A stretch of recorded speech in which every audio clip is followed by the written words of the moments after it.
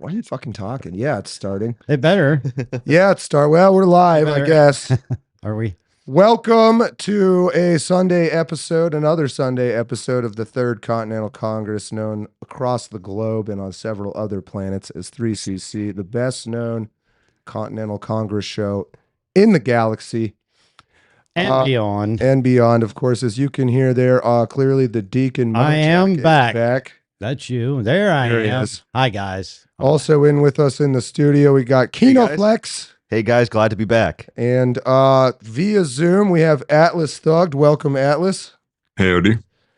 Chat, let me know if you're having any audio issues. And at some point, we may see Zeb Boykin walk in here to take care of that skeleton of the man. We can just talk to the skeleton today. But as of right now, let me swap Jack out for, there we go.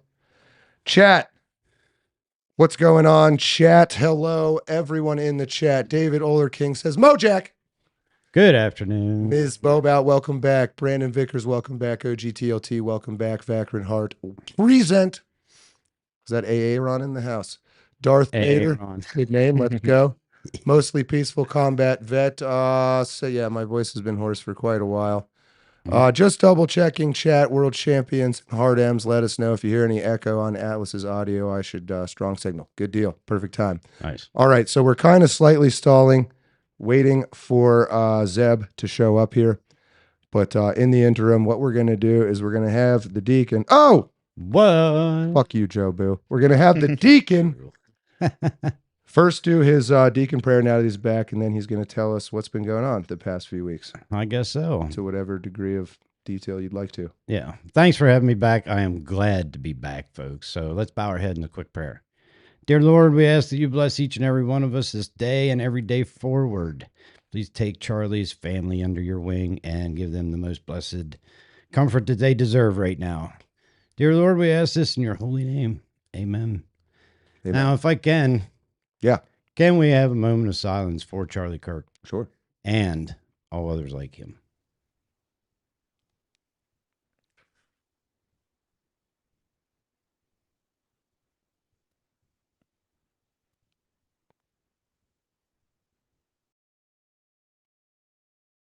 All right. Thank you, people. We all feel what we all feel today. I mean, that just...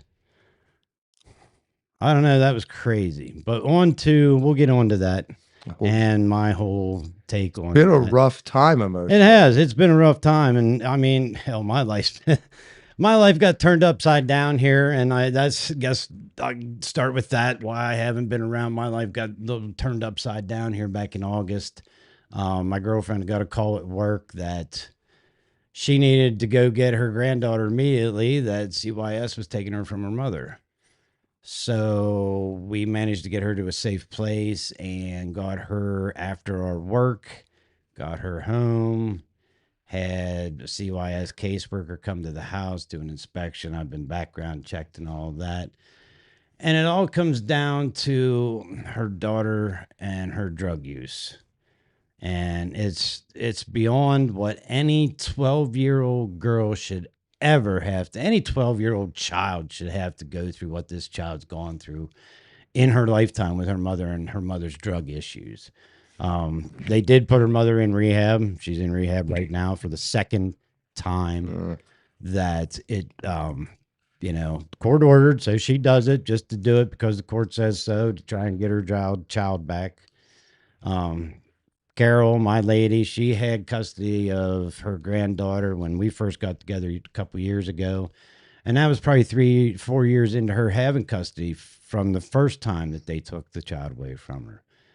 But it's been a crazy time. I feel for the little girl. I really do. I've been trying to do my best. That's why I haven't been one. I've been spending time with them, trying to give her the most comfort, the most support that we can right now. I mean, it comes down to where this child was even, she was smoking weed and had been for over a year. And we found out so many things that it even blew Carol's mind, that she didn't know about. So right now she's with us. She's pretty happy. She's a lot happier now than what she was a month ago. Yeah. You are once again a father, essentially. Yeah, basically. Yeah. But it's okay. I mean, if I can take one child and get one child a chance in this fucked up world that we live in and get her away from those drugs and those kind of people and that whole lifestyle, then I'm going to do what I have to do to at least help one kid out, you know? And I mean, I have my own kids, I have grandkids of my own, and it pains me to see somebody, especially a 3-year-old, or excuse me, a 12-year-old that knows that her mother's not going to give up the drugs, you know, to have a better life with her daughter. She knows that. She's come out and said that to us and said that to a state cop. Yeah, I've had state cops in my house too. Great. But it's for the better for the child. It's for the better for this girl to actually have a future in life. I mean, and that's where I've been the past month. Well, a couple weeks, going on a month probably. I've just been staying home, trying to make a better home life for her. She eats regular meals now. She gets, you know, she's in cyber school. So I've been asking about schoolwork. I've been trying to help her with schoolwork, that kind of stuff, trying to be involved. Somebody has to do this. Mhm. And if I can tell anybody out there any kind of advice, if you have a chance to do this, don't be afraid. I mean, it takes sacrifice. It was, you know, 2 of us in my home for the past 15 years. Mhm. And for me to, you know, do this, it's a major lifestyle Yeah, slightly change. unexpected change. Yeah, but it's for the better of a child that has a future. You know, my life, I'm on the downhill side. You know, I got a long way to go, but I'm on that downhill side. But if I can make one child, if you can reach out and make one person, be it a child, be it an adult, try to, don't be afraid to do A it. little benefit to society. So, yeah, way out the door. It hasn't been easy. I mean, it's been rough. You know, the girl's gone through some things and that kind of stuff, but we just give her as much support and love that we can. So that's my story and where I've been the past month or so. And then Tuesday hit with the whole Charlie thing on September 10th, just the day before the most holy day, you know, the most sacred day in this country. For that to happen that day, the day before all that, it's disturbing. It's sad. It's that image will never leave me. That video will never leave me. And it's just unbelievable. And you know, and what's funny is her granddaughter, we call her Monkey Butt, that's her nickname. Monkey Butt sent me the video of Charlie Kirk. She knew who Charlie Kirk was, 12-year-old. The 12-year-old sent you the video of his death? Yes. I have it on my phone. Yeah. Okay, so Yeah, there's a 12-year-old who everybody saw it. Yeah. But there's a 12-year-old who knew who Charlie Kirk was. Interesting. He was a very mainstream voice. Yeah, I think that's pretty much transitioning into the whole meat of the show here. And I noticed Zeb was here, so I'll flip you back off and on here in a second, Zeb. But that is what we're going to be talking about, chat. Please put your own thoughts in the comment as well. And then I want to kind of officially introduce, if you don't know him, who Atlas Thugged is, and KinoFlex, if you don't know him.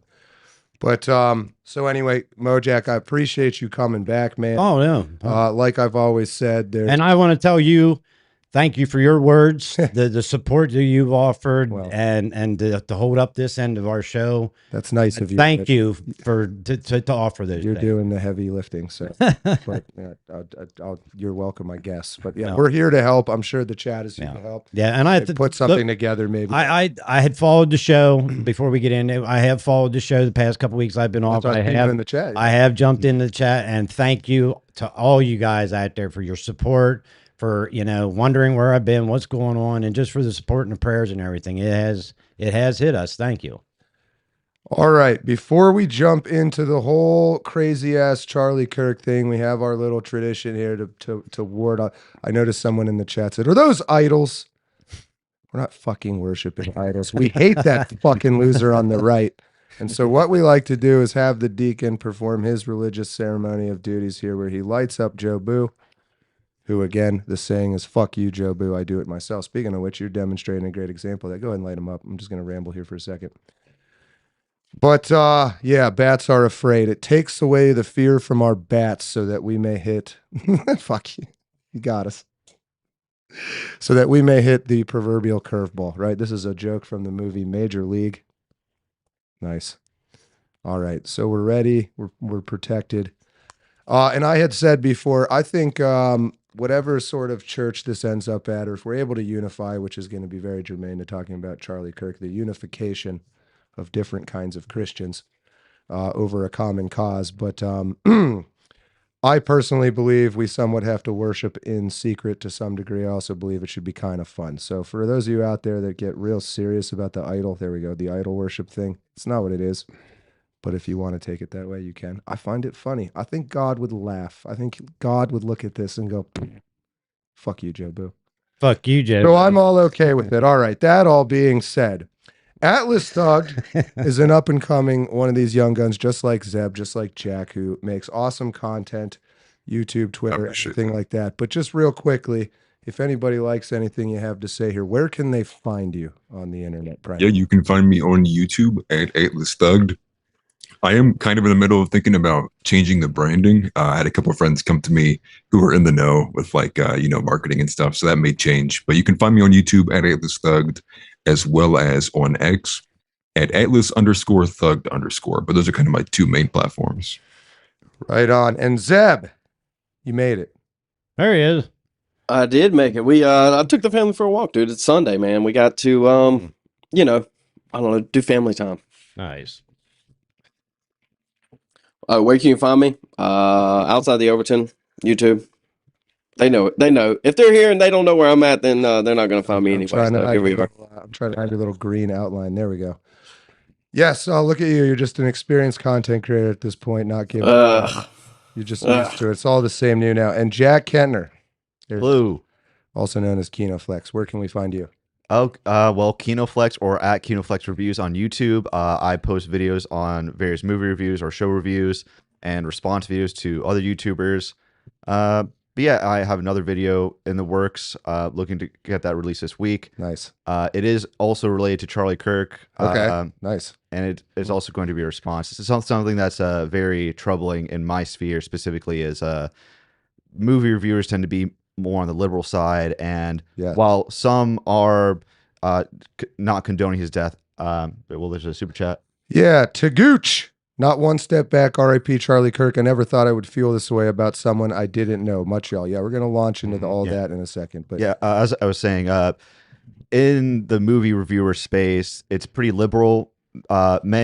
Some have condemned Charlie Kirk's death, obviously, but thank you, Commander. Some have taken this out as an opportunity to celebrate it, and one specific individual I find very troubling, so I'm going to address that. Okay, cool. All right, so all of that, thank you again. Tagooch is now a channel member. Commander Kim is talking some shit on Zeb. It looks like people do like to talk shit on Zeb. It is what it is.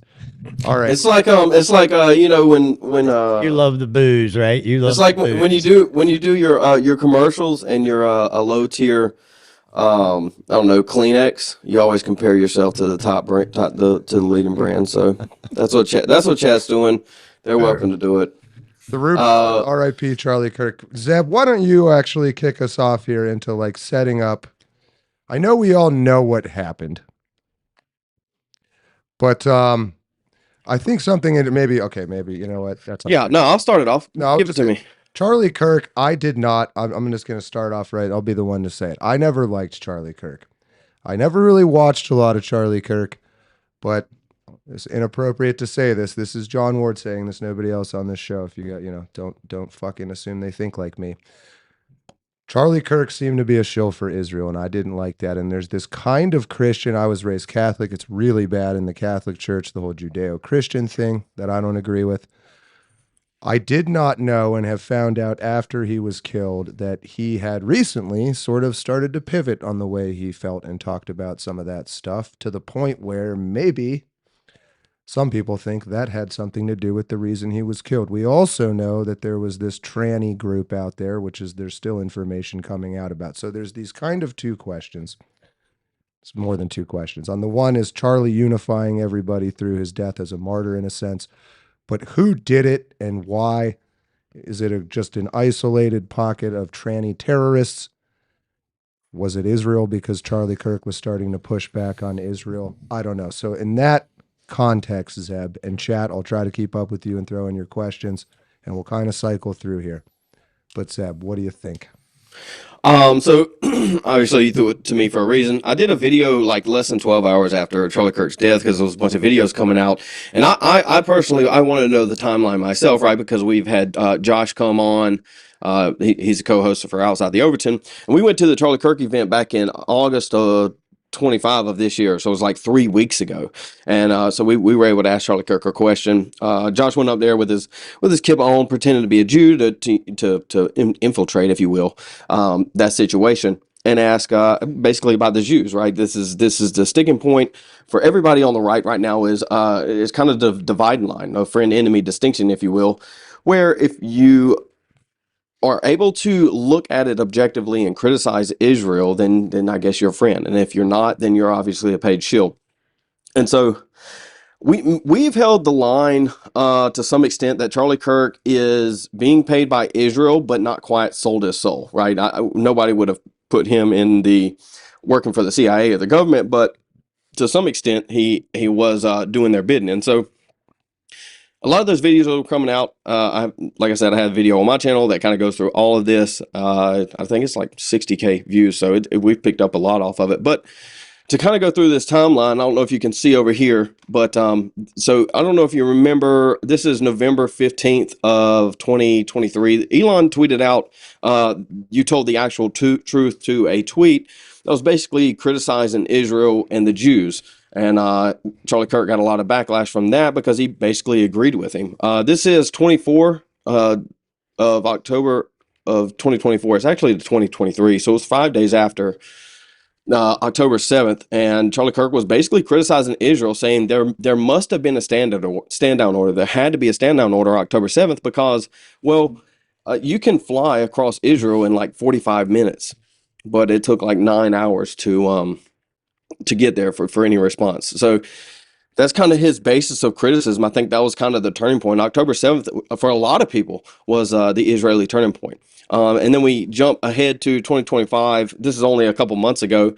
July 11th, there was a TPUSA event with Megyn Kelly, and they were hounding really, really hard on the Epstein files. And this is one really big sticking point that Charlie Kirk had was the Epstein files. He really, really, really wanted those published, like really bad. And I think that left a sour taste in a lot of people's mouth that were kind of behind him on that, at least on the upper echelons, like, upper echelons of politics. We don't have to name names because I'm not trying to get whacked either. Let's see, August 6th. What'd that guy behind you talk about? What did he say that got him there? That is, he criticized Israel too. So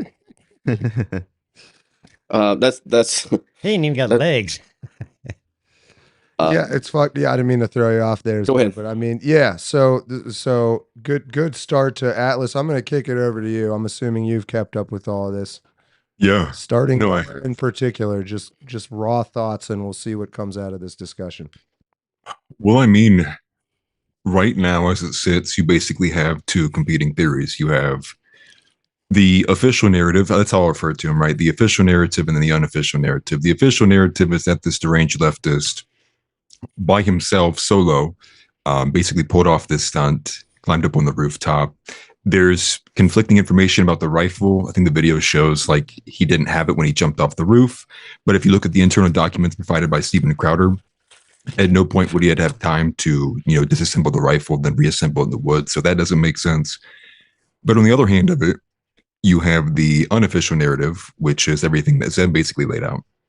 And actually before the Megyn Kelly instance in August, it was the first major kind of step away, the first major pivot for him of 2025 was when he brought together all of the smaller, like younger guys from TPUSA. I think it must have been regional chapters.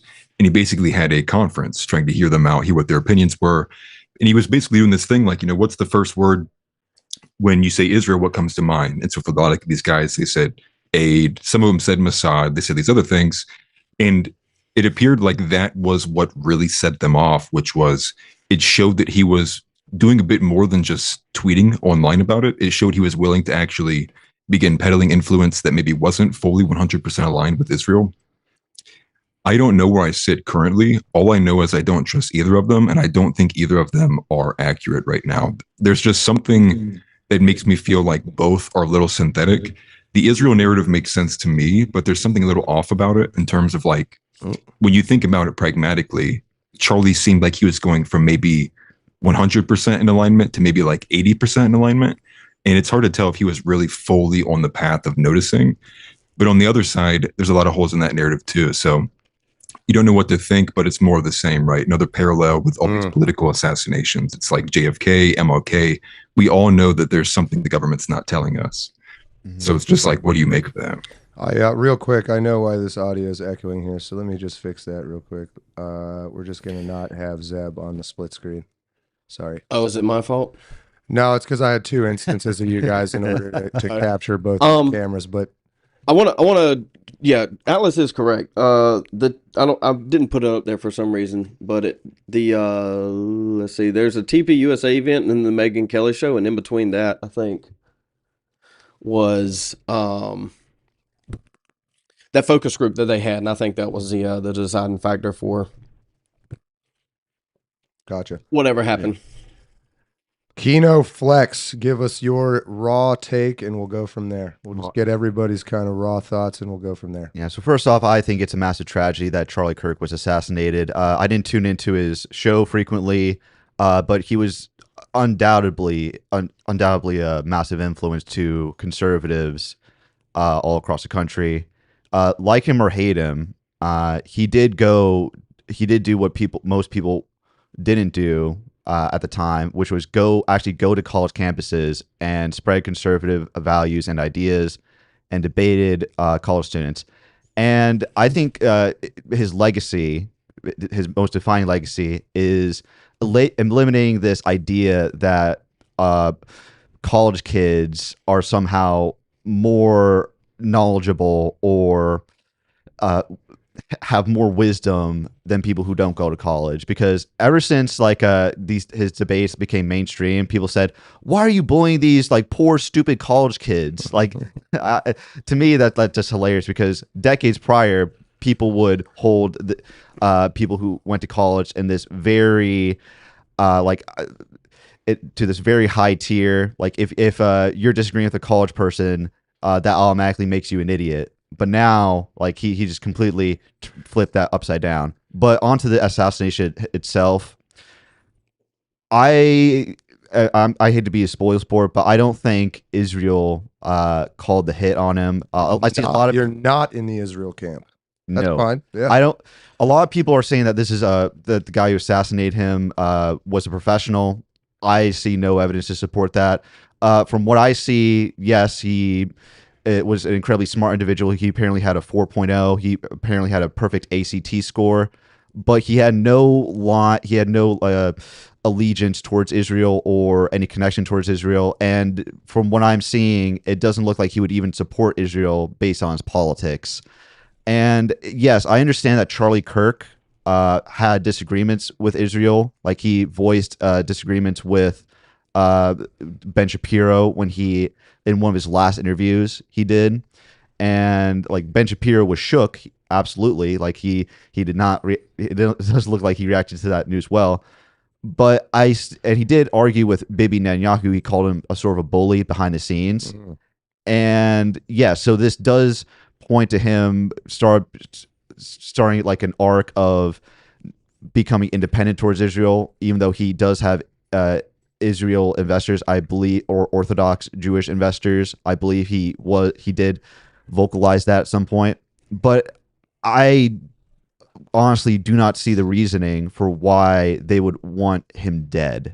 And why they would target him specifically and not some Free Palestine voice, or even someone like Candace Owens or Tucker Carlson, who are much more critical of Israel. So that's where I stand. All right, I want to get some responses. That I'm glad we have different takes on this, because that gives us a way to talk about it. But and I should clarify that Zeb, I did not see your video.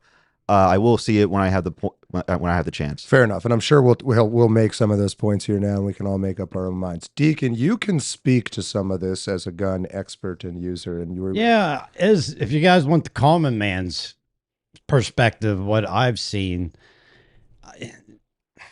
It's definitely, they've threatened, and when I say they, it's the sanctions that I believe have controlled things to the point that the media and everybody, the rhetoric that was coming out that this kid was listening to. Really quick, hold that thought. Commander Kim, 48 hours prior to the assassination, Trump spoke at Bible Museum, announced task force to root out all anti-Christian bias in government, that he overturned Johnson Amendment, and that Christians can now pray in school. Okay, so just a piece of evidence for future discussion. I see this as a definite threat to freedom of speech.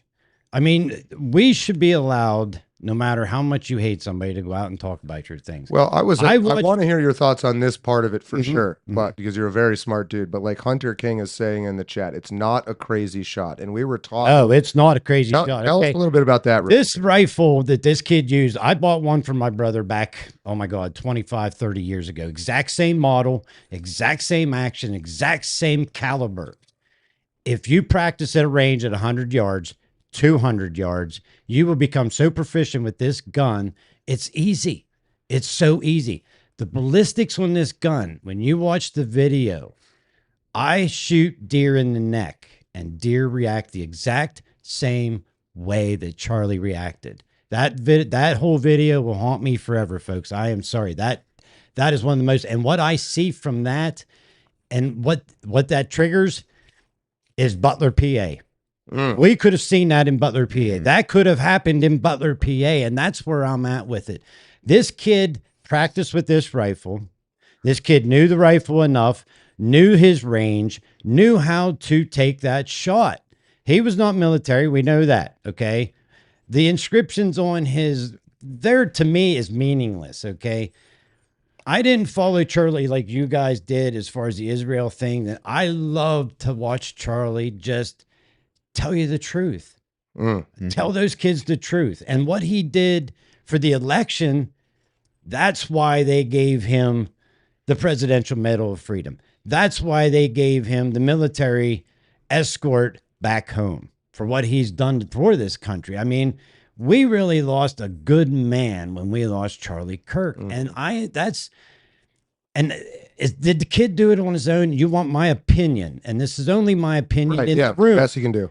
Is that he was influenced enough to do this from a faction, and the media, everybody wants to go after him and the left. We need to start, if we want to start this fight, we need to start with the media, all of the media. Okay, all of us sitting in this room, all of us on air are under the same threat as Charlie Kirk was. It does make that very, very apparent. Okay, so now we kind of know where we all stand, I think, or if I wasn't clear. Yeah. Oh yeah, go ahead. I was going to step in because, I wanted to know too, because I'm not familiar with the exact model, and I'm sure he is.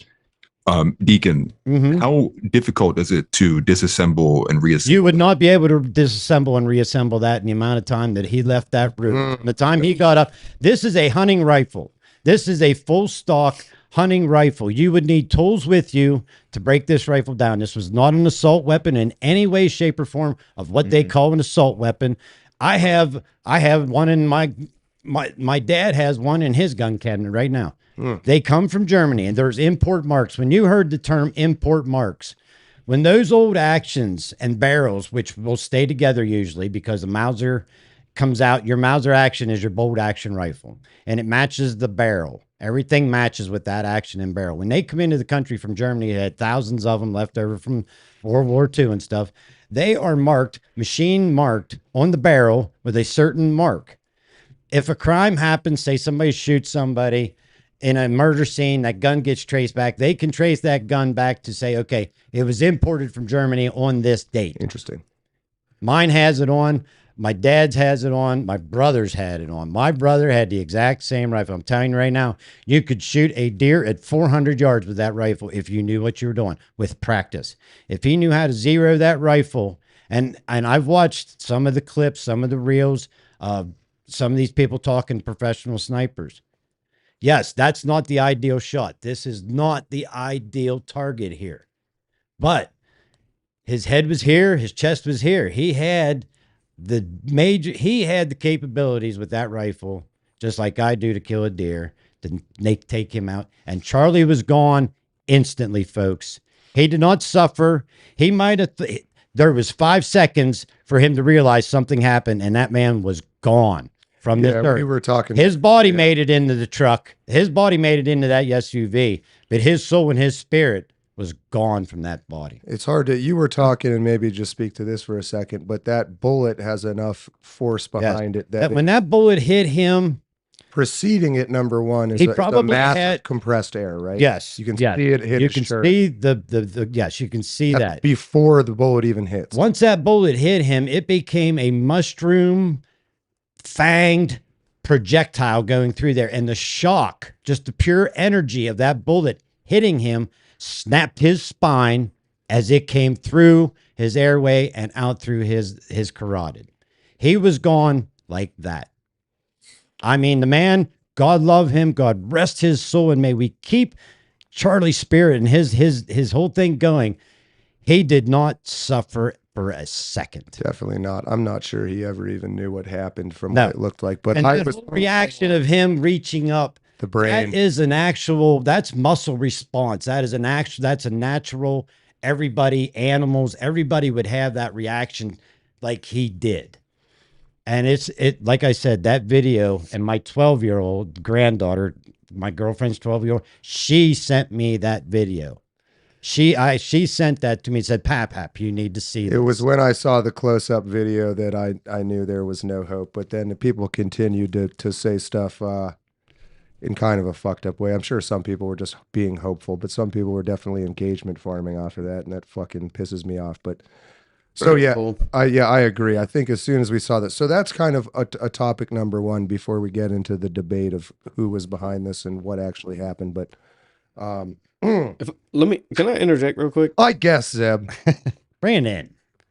The gun they recovered, or at least the images that they recovered, it's a Remington 700, and Remington 700 it isn't calibered for a 30-06. Yes, it is.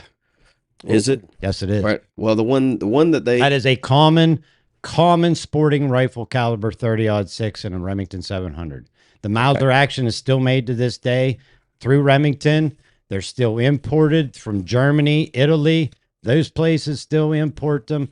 But that 30-06, I can go buy one right now. One too. Walk home, put a shell in it, 200 yards. I'd need 3 shots to get me on at 200 yards if you knew how to handle a rifle, period. 3 shots and I could be on 200 yards. You're furiously Googling, Zeb. He is. Yeah. 700 BDL. That's funny. Remington 700 BDL. I don't know who's right here. But I mean, on the basis, he is right. It's not something you just break down and you take apart. No, you cannot just break that down and take it apart. I mean, you can take the bolt out. That's about it. That's about as far as you can go. Other than that, it's a complete breakdown. And everybody talks about the grooves, the markings of the grooves, and that kind of stuff. The dimple that firing pin leaves is also very distinctive, and it will hit the same spot on a shell every time. So those firing pins can even be identified by the casing, the dimple in the primer. Did you see the image that they sent with the rifle with the scope sitting all the way back as if? No, I haven't. Okay, we need to pull that up too. What am I looking for? I'll see if I can find it. All right. Yeah, I owned it. The photo of it in the box. Yeah. Yeah. Well, and that's just one of the holes, right? I mean, like that's the thing. It's like the whole thing doesn't make sense. Holes just in that short, like 24-hour period of like what's going on. The Discord thing is the thing that's got my attention now too, because given the political climate right now, I can't imagine you would double down on saying that he did not use the platform to communicate these messages. Yeah, Discord themselves said that he didn't use it. I don't believe that at all. Yeah, they deleted it. Yeah, maybe they deleted it, but they're still going to get investigated. I guess what's curious is the internal documents from Crowder show that the investigators took photos of the messages, but we just haven't gotten them yet. I'd be curious when they will release those Discord logs. Never. More than likely. We still don't know about the Trump shooter and Butler. So yeah. Well, let's get into this as Joe Boo burns away. He might need a relay. He needs a relay. Fucking loser, Joe Boo. Gotta keep hitting that thing, Joe Boo. I mean, maybe everybody's kind of looking up their own arguments and stuff. I'm gonna read this Gray Zone article, okay? And this will maybe wrong button, Zeb. Sorry. Go for it. Yep. This may be for everybody, Zeb and Atlas. I DM'd you that image. Okay, I'll take a look here in a second. Jimmy B on Rumble. Could that REM 700 been takedown, teardown model? If so, I sent you the image, John. Okay. What on X? Yeah, and text it to you. Hold on a second. Wait, you did not. So that'll tell us a lot. I mean, it's a polymer stock. Oh, there we go. The scope's barely hanging on there. You can put that. They can machine those stocks and put them on any barrel action. I mean, there's so much they can do with these synthetic stocks and everything. The reason they use these synthetic stocks, yeah, okay, that is a Mauser type action on it. It'll have a 3-position safety on it. The whole way to the left is safety. Your bolt will be locked. You won't be able to open the bolt. Straight up and down, you can open the bolt, but the gun's still in safety. The whole way to the right, you are now on fire. Those synthetic stocks can be bought online and specific to a barrel and rifle, or you can take them to any gunsmith and they can machine them to fit any action, any barrel like that. Yes. The scope looks like a fucking cheap ass scope. I mean, yeah, see how the scope's mounted? I don't even think the scope, it looks like the scope had been broken off of the rifle off at the mounts, because normally that scope would be moved forward. See the front mount right really behind the far front back. Yeah, it should. That thing looks like it had been broken off or something off of the rifle. Yeah. So Deacon, you're saying that this is just like a very basic weapon. Very basic. You go to Rural King and buy one today. Yeah. Because I think this is an aspect that's worth focusing on, because a lot of leftists I see online are calling Kirk's death ironic, that he argued against gun confiscation, yet was tragically killed by a gun. And they're making fun of him for that. But there's more irony in their position when you think about it, because not only was he assassinated in a gun-free zone, they're not going to acknowledge that, but they're also they're supposedly the anti-gun death crowd, yet they are celebrating a gun death. It to me, it's just ridiculous how they can even make that as a point. I just have one question for everybody. Have we fired one shot in the past 10 years? We as in the right, the Republicans, have we fired one shot? I mean, they say we have. They say we have. I'm trying to think. But even that Democratic that was killed here not too long ago. The Minnesota. Yeah. Yeah, that was a guy fucking probably that working was a fucking oofball, man. Yeah. I mean, so, you know, it's totally a lot. The rhetoric, everything leads back to the rhetoric, the press, the media, everything leads back to that. Well, but he was radicalized. He was radicalized through a lot of different things, I think. I'll be a bit of a devil's advocate here, maybe. What are we suddenly against violent rhetoric? Like, again, I'm against the kind of rhetoric that, like, I want to run down the streets naked with a fucking Viking battle axe, beheading random innocent people. Obviously, that's not what I want. But, like, are people responsible for their decisions or not? If you kill someone because of rhetoric, whose fault is it? I'm not saying it's. Maybe you know what it is. I think I'm post argument with the leftists. I think a lot of people are after Charlie Kirk, but, like, I just don't fucking. I'm not mad about their rhetoric.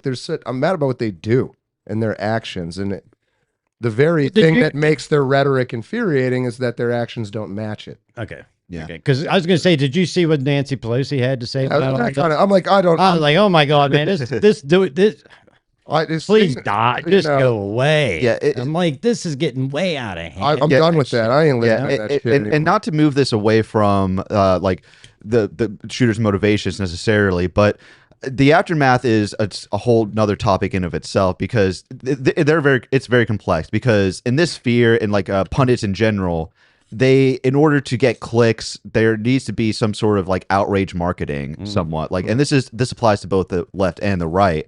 However, this is where my own views start to become complex, because even though I feel rhetoric can be an issue, I still don't want there to be unity necessarily, because if we want unity now, then I would have to accept left-wing media narrative, like they aren't responsible for the shooting somewhat. That's a good way to say it. I am not interested in unity with the left anymore, and it's not really like, I just don't think they're capable of it. I think that's part of what this we could prove that. I mean, I know somebody I could bring in here, and we could sit here and argue back and forth all day about this very issue. I mean, Destiny and Charlie Kirk are way different in every possible way, but in a sense, it'd be like if Destiny got shot.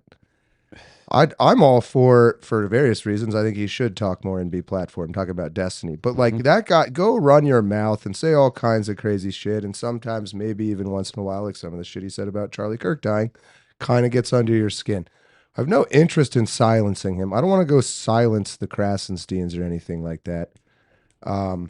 Yeah, but the reason I don't want unity with media, like left-wing media, like CNN, MSNBC, all these various other media outlets, is because how they responded to Charlie Kirk's death has been despicable. Because what they are doing is trying to not outright avow it, like say it was justified, but they are saying that implicitly he kind of deserved it by selectively going to some of his speaking events and some of his podcast episodes and selectively taking out quotes without the full context.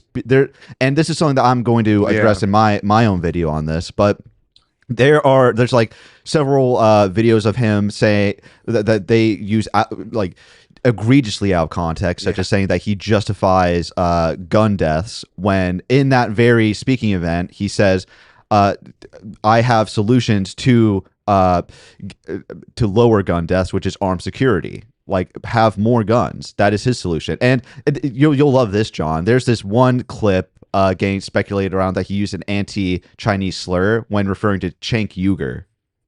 I'll give you a hint to what it is. Like, it's so ridiculous, and these people are just lying shamelessly. So yeah, I don't want to justify these people at all. It's like fucking. I think we all thought us and the left were kind of equal adults, but we're realizing maybe, and feel free to say this is stupid, but it's like it's more parent-child at this point. It's like your kid is grabbing cookies out of the cookie jar, and you're like, "Hey, stop fucking doing that," and he goes, "Why?" Right. You're like, well, too many cookies are bad for you. And then he keeps fucking doing it. So they're like, why? Okay, well, at this point, you obviously don't care about being healthy. So just because I fucking said not to, that's the rule. We all got to follow the rule. And then they do it a fucking again. And then you just go, stop fucking reaching in the cookie jar. I'm not arguing about it anymore. Yeah. Like that's, right. We're at that stage of this fucking cookie jar of just like, okay, I have learned that any kind, like that's exactly what Charlie Kirk, he was that guy. Yep. He's like, let's go talk to these cookie jar stealing fucking idiots, and maybe we can convince them to stop stealing cookies. And again, there's a huge part of that is it's bad for the person stealing them also. That gets overlooked. But now it's kind of like that guy's dead now. They shot him, right? Fuck. And so it's just like, let's bring back fucking child abuse in this metaphor, I guess. I don't know. Mantara, they decided to take talking off the table. Exactly. Yeah. But like every day in our lives, especially if you've ever had kids or younger siblings or anything, you hit this fucking point where you just know that you know better, and then you try to kind of parent them a little bit to help them see, and then they still won't listen to you, and you just go shut the fuck up, we're doing it this way. Like we're just doing it our way at this point. It's gotten too stupid. I don't know. That's how I feel. And this is where this is where the complexity comes in for me, John, because even though I just said I don't want to unify with like these left-wing media hacks, I also want to uphold Charlie Kirk's own philosophy and view, which is to talk first and not be the one to start political violence. Because do you think though, Jack, at this point that there's any talking to the left that will be effective? Like, is it possible? To certain individuals, no, but I do still believe that there's a non-violent approach we can take. And before, like on the day Charlie Kirk was announced dead, I was demoralized, but but seeing a lot of people like on our side, take note of all of the monsters celebrating his death and get them fired. That cheered me up a bit. It didn't cheer me up completely, but it did show me that yes, this is our form of protest, not violence in response, Finally but fighting giving them back. consequences. Yes. A little bit of justice. Yeah. Just a little bit of self-justice it's being known. And I find it so hilarious that people are crying, like people on the left are crying about this by saying this is cancel culture, this is cancel culture, this is hypocrisy. When no, this is consequence culture. Returning fire. Yeah, it is. The worst thing you can use, the worst way you can treat a leftist is holding them by their own standards, right? And here they are claiming that that the right is committing cancel culture, when no, they are informing people of how monstrous they can be. They are celebrating an innocent man's death, a father's death. It's Plick saying in the chat, Plick, they're still celebrating. They're still doing and so don't stop. Right. And that's my position. There was one Spearhead had a comment up there, and he said that Charlie had awakened the youth, and he really has. He definitely had, and that's. Man, God bless the man. Zeb, That's the hardest thing. The hardest thing is to wake up the youth these days. I want to hear your thoughts, Zeb. You've been hiding there. Yeah, you're just sitting back. Got all mad. Talking to his... I think we need to. I mean, we'll address the gun thing later. It does carry it in a 30-06, but I don't think that gun's like that. But my thoughts on dude. I mean, where do you want me to start? I guess is the question. I mean, the problem is we don't know anything, and the FBI is supposedly transparent. I mean, they're worried about Valhalla instead of actually getting us answers. I mean, they couldn't even catch the shooter by themselves. He had to be turned in. I mean, that was 48 hours. So, first thing we need to do is deport Kash Patel, and then we can deal with everything else after that. Yes. Yeah. Well, Luigi kind of like took longer to catch, right? It was like 5 days instead of like 48 hours for this guy. Well, they didn't even catch him. No, he was sitting. Oh yeah, he was turned in by his dad, right? His dad turned in. Yeah, right. As a father, and I might be the only one on here. Am I the only father on here? No. No? Okay, you know as well as I do. That was one of the hardest fucking things that man had to do in his life was turn his son in. That would have been rough. Right. I guarantee you. So, all right, we're about 50 minutes into the show here, so about halfway. And again, if anybody needs to duck out, by all means. But I want to talk about this. So Jack, you're thinking it was just an isolated group of crazy trannies, or at least it wasn't Israel like directly thinking. So I want to read this article and get everybody's thoughts on it, including you, chat. And chat, I'm going to grab you here in a second. I'm not going to read the whole thing, but it's kind of long. But anyway, so from the Gray Zone. Charlie Kirk refused Netanyahu funding offer, was frightened by pro-Israel forces before death, friend reveals. Trump insider and longtime friend of Charlie Kirk tells the Gray Zone how the assassinated conservative leader's turning point on Israeli influence provoked a private backlash from Netanyahu's allies that left him angry and afraid. The source said anxiety spread within the Trump administration after an apparent Israeli spying operation was uncovered. I'm going to leave this up for a second. You can see the URL, but read this on your own time if you would like. And again, I would research who the authors are and what their motivations might be. A little bit of background at Turning Point USA, the rift with Israel widens. Kirk was 18 years old when he launched Turning Point in 2012. From its inception, his career was propelled by Zionist donors who showered his young organization with money through neoconservative outfits like the David Horowitz Freedom Center. He repaid his wealthy backers over the years by unleashing a relentless fire hose of anti-Palestinian and Islamophobic diatribes, accepting propaganda trips to Israel, which we've all seen, and sternly shutting down nationalist forces challenging the support for Israel during TPUSA events, which you can speak to, Zeb, because that's what you were talking about with Josh and the Undercover Groiper event, which was great. But, okay, so again, this is lengthy. Not going to read the whole thing.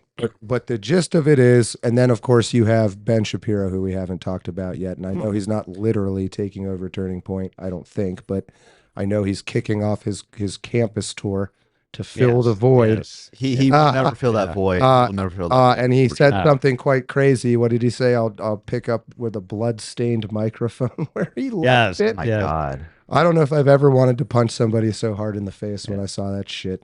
Yeah. But so that's Jack kind of. I don't know that, or at least I want to. Maybe somebody does believe that it was literally an Israeli sniper from Mossad that shot him, and none of these people that got caught had anything to do with it. But what I'm more inclined to believe, and we know the FBI appears to get into Discord servers. I had to delete my own for that very reason years ago.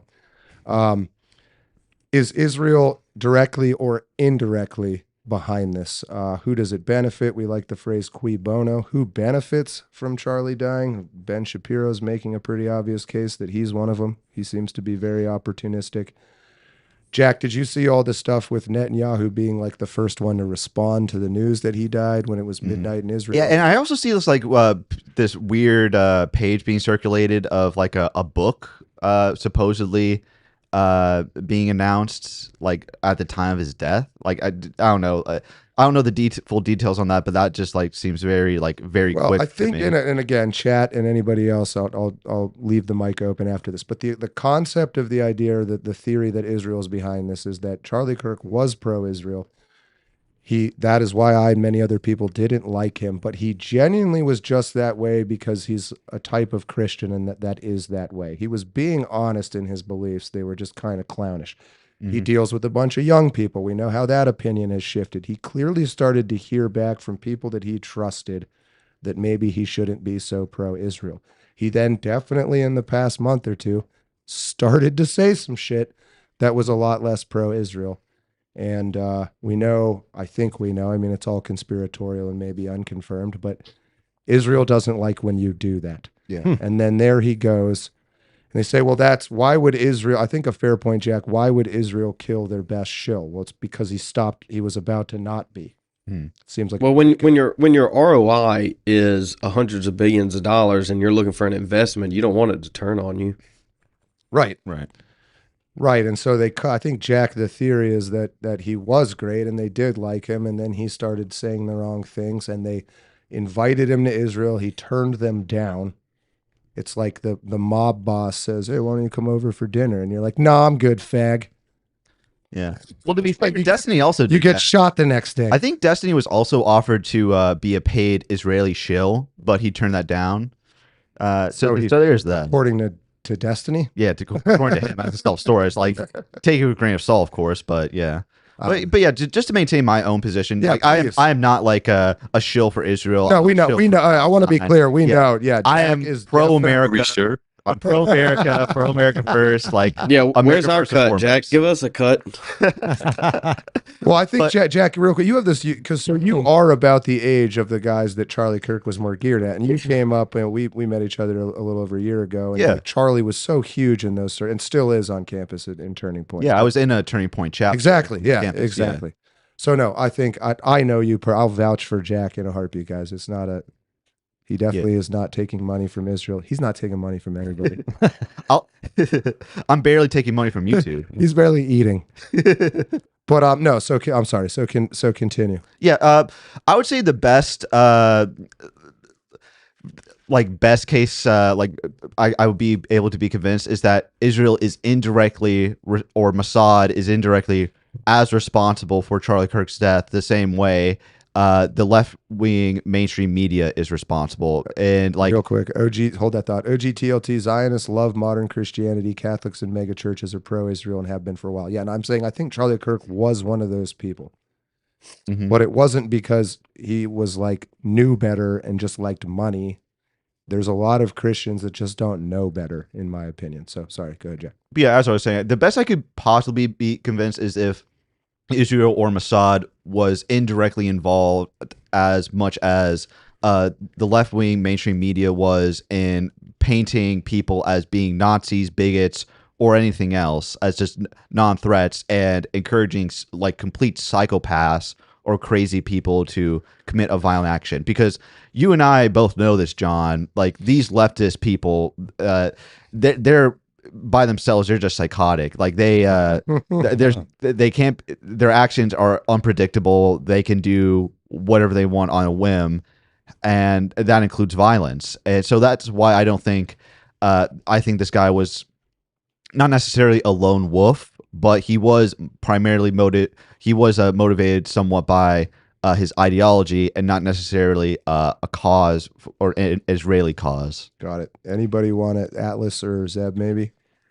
I mean, I guess where I'm at currently is I'm still kind of on the fence.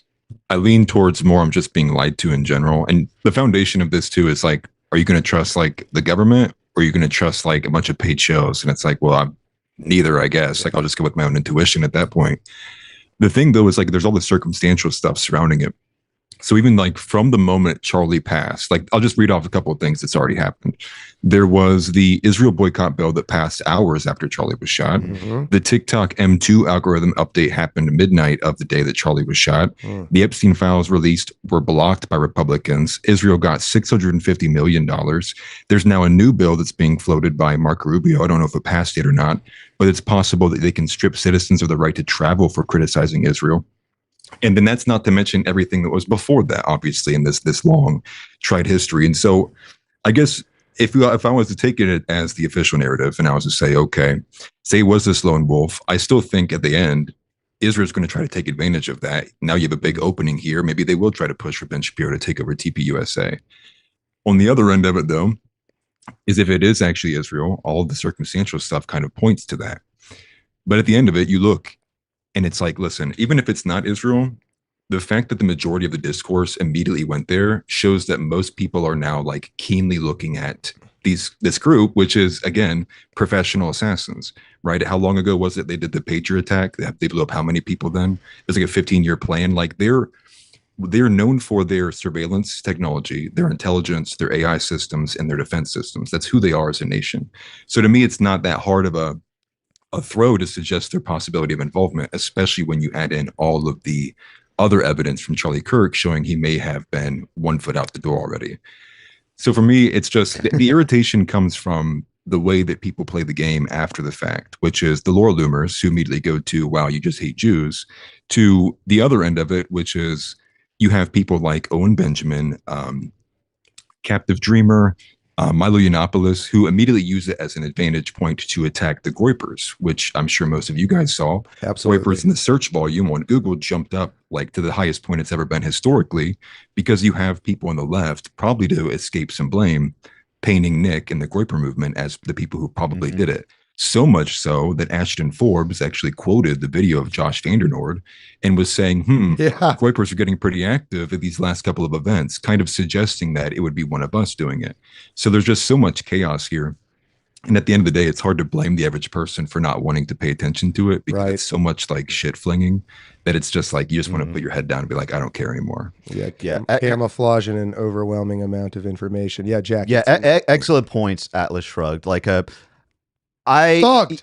What? He doesn't shrug. Oh, Atlas thugged. Sorry. Sorry, we haven't met before. Sorry, you're good. We haven't thugged together before. I'm sorry about that. Sorry about that. Yeah, but yeah, you're absolutely correct. I do find it to be an issue. Super chat. Pooflinger.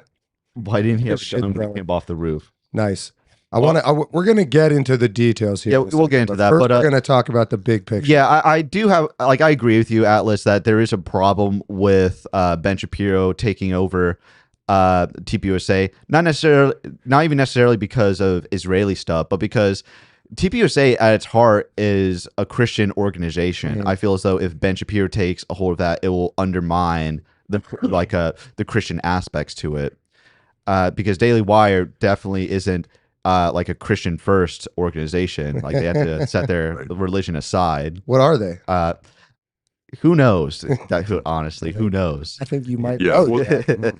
But yeah, you raised a lot of great points, shrugged, and but now like I'm just thinking of like what that one super chatter said regarding the guns. So now I'm just discombobulated. No, I know. No, you're good. The one thing I would just add on top of that, it's thug. Sorry. It's all good. Sorry about that. Is the fact that, like, yes, the thing that we have to carry forward with this is like the one way we could absolutely shit on. And I'm sorry, I didn't talk about cursing before. Oh, I mean, I've been swearing now. Oh my God, you're lying. Yeah, you're good. Please. Okay. Well, to me, it would be a travesty to replace Charlie Kirk, a Christian, one of like the top people who got the youth involved in Christianity to open their hearts to Jesus Christ, and replace them with somebody who thinks that same man is burning in hell. Yeah. Our God is burning in hell. Yeah. Like, that's what I think would be a travesty. And so I am very adamantly against Ben Shapiro doing anything with TPUSA. Zeb, I know you have feelings about this.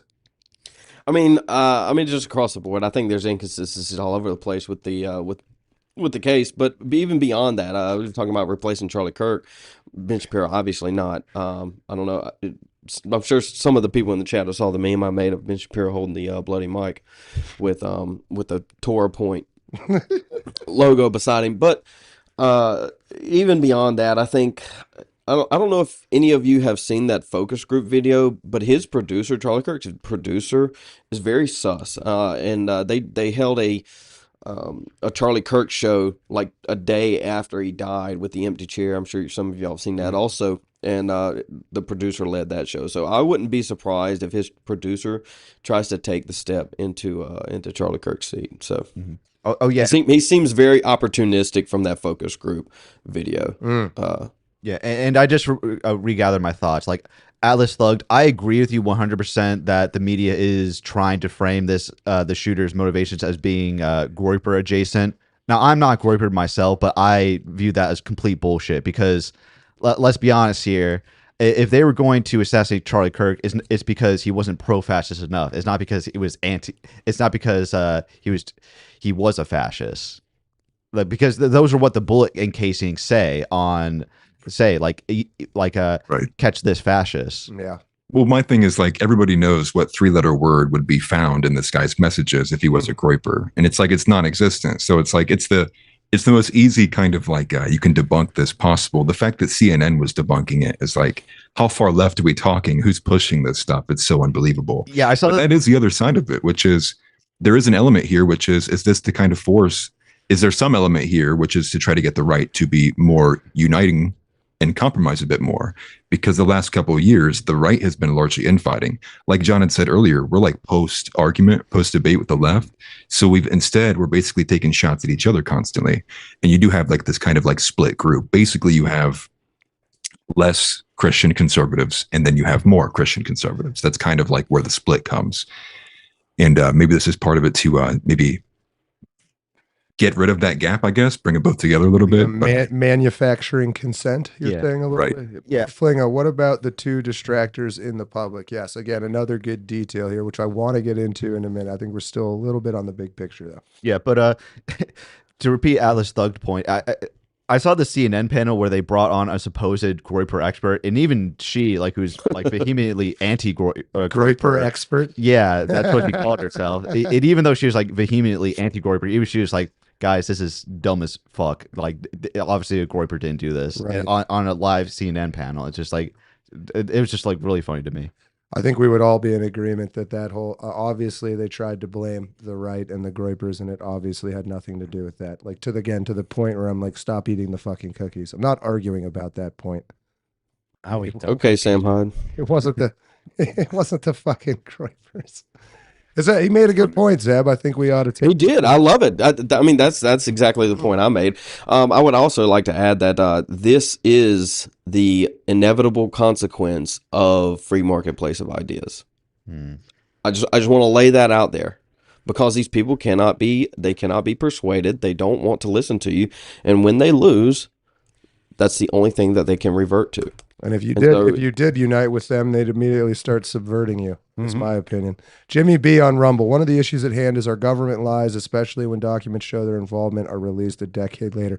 I always love that tweet. That's it's like some Australian person. They're like, people asked me when I was in America what I think the most interesting part is, and I said every 10 years the government said, all that shit you thought we were doing, oops, we were, our bad, and they just accept it and keep going.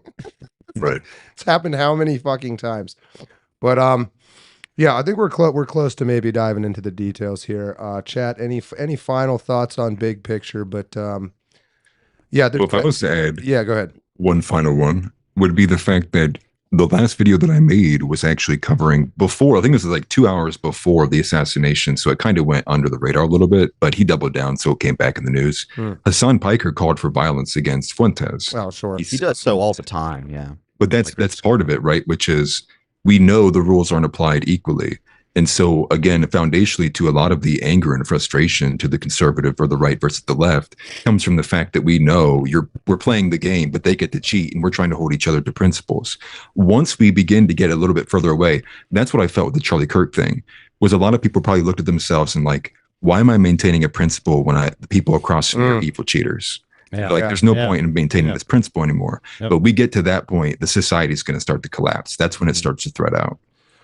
Real quick before the details, Atlas, are you kind of suggesting, or I'll say, I kind of wonder this. I think the Groypers are genuine. Someone said, "Is this becoming a Groyper channel?" Though they're becoming a very relevant faction in modern politics that I think you have to talk about. But right, it'd be like that theory that the Nazis were genuine, but Hitler was a Jewish plant that led a Judas goat that led them to their own destruction.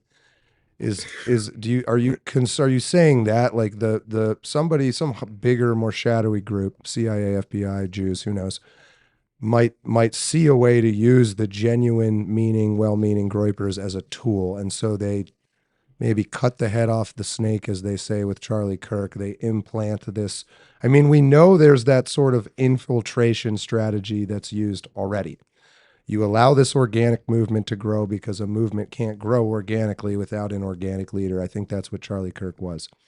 As soon as that guy starts to get suspicious, you get that little, you just replace the head of the snake and try to keep everything else the same, which to me is what kind of seems like Ben Shapiro is doing. But if they can't they're never going to get all the Groypers to become pro-Israel. I don't think that's even their intent. But they do want to weapon. It's just like, but backing up. A better example is how they use BLM. That's what I'm talking about. Right. I don't think the powers that be give a flying fuck about BLM's like politics or positions or morals or history. They don't care. They're like, I know if we do X, BLM will do Y. So that's useful to us. Yeah, are the Groypers being set up in that way, do you think? Still, this is the way I look at things, especially like something of this level, which is I try not to zoom in too far. So, for example, that's a good point.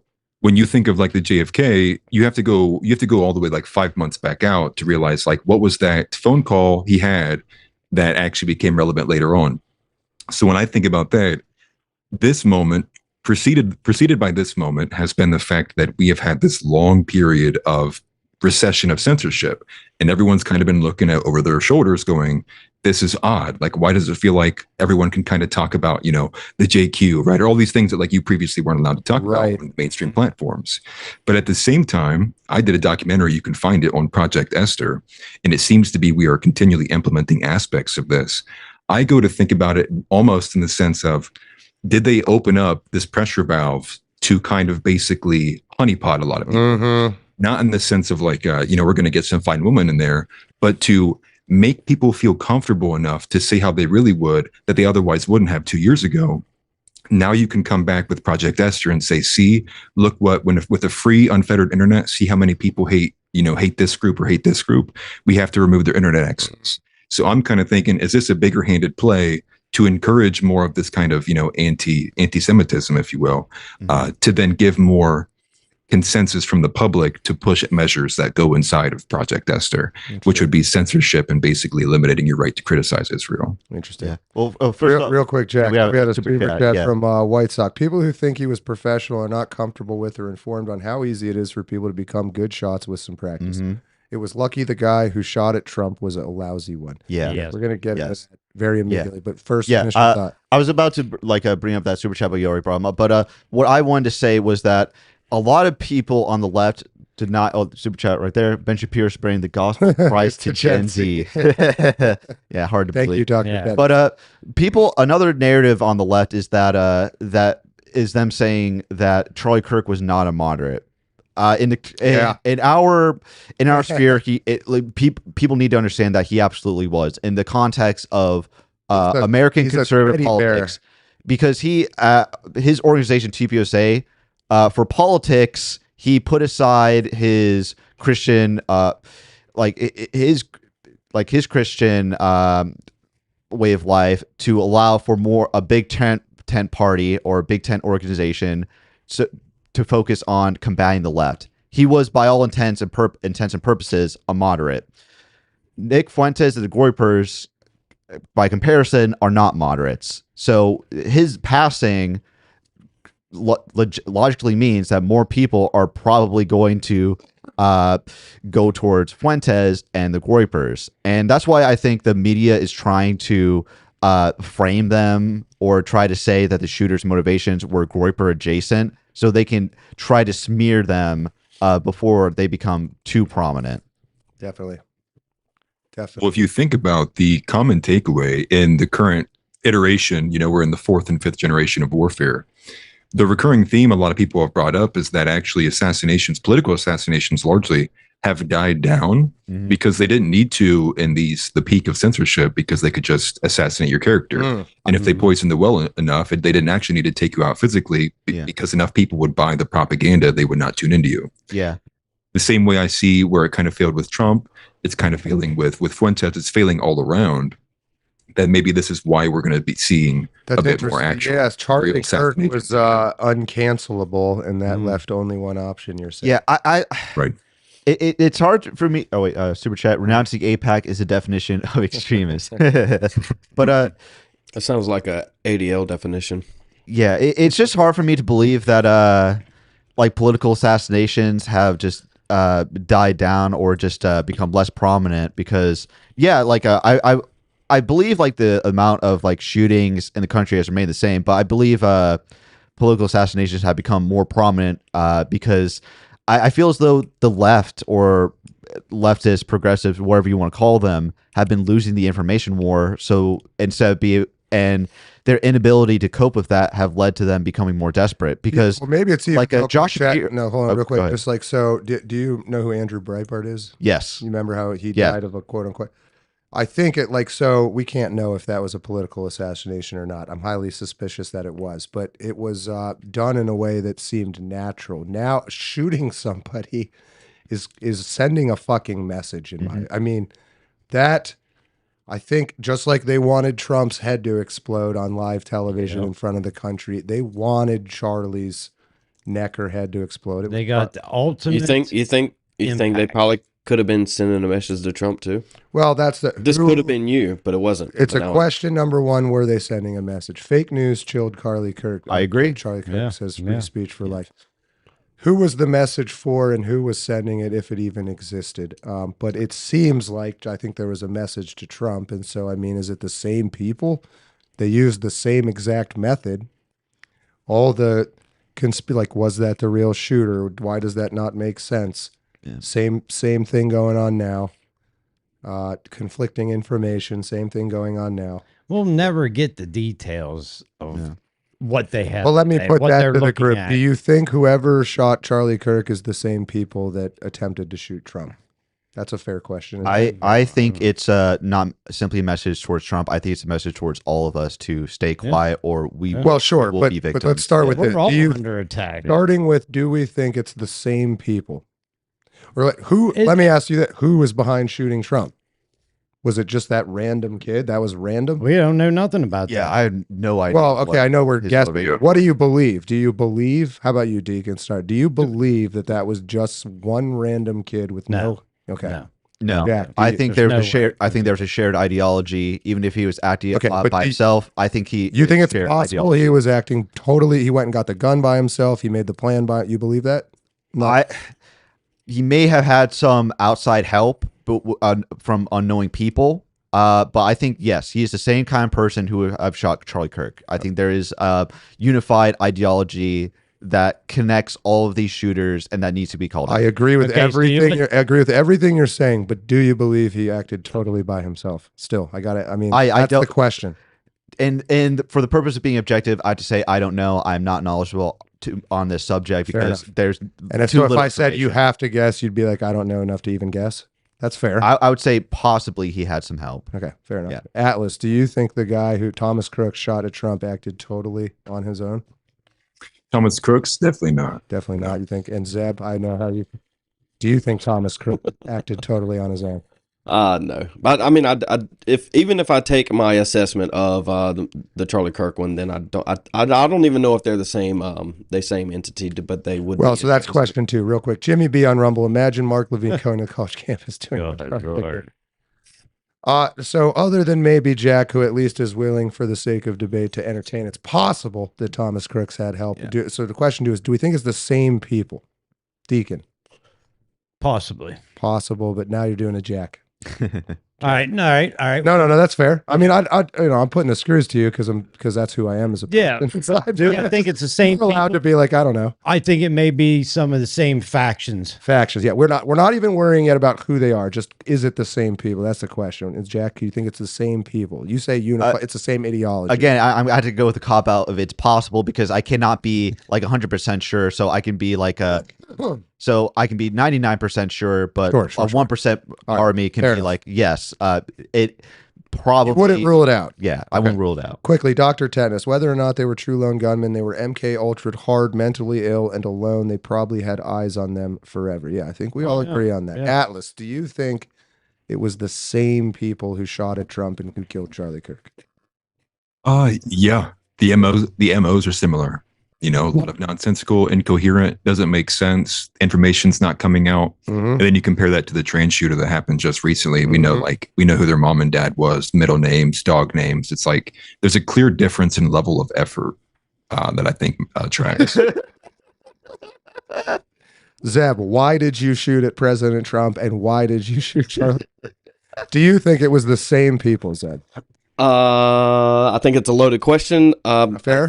I think if we take it all the way back to its source, the answer is yes. Okay. Demons. Interesting. Well, that's what I was going to go with that.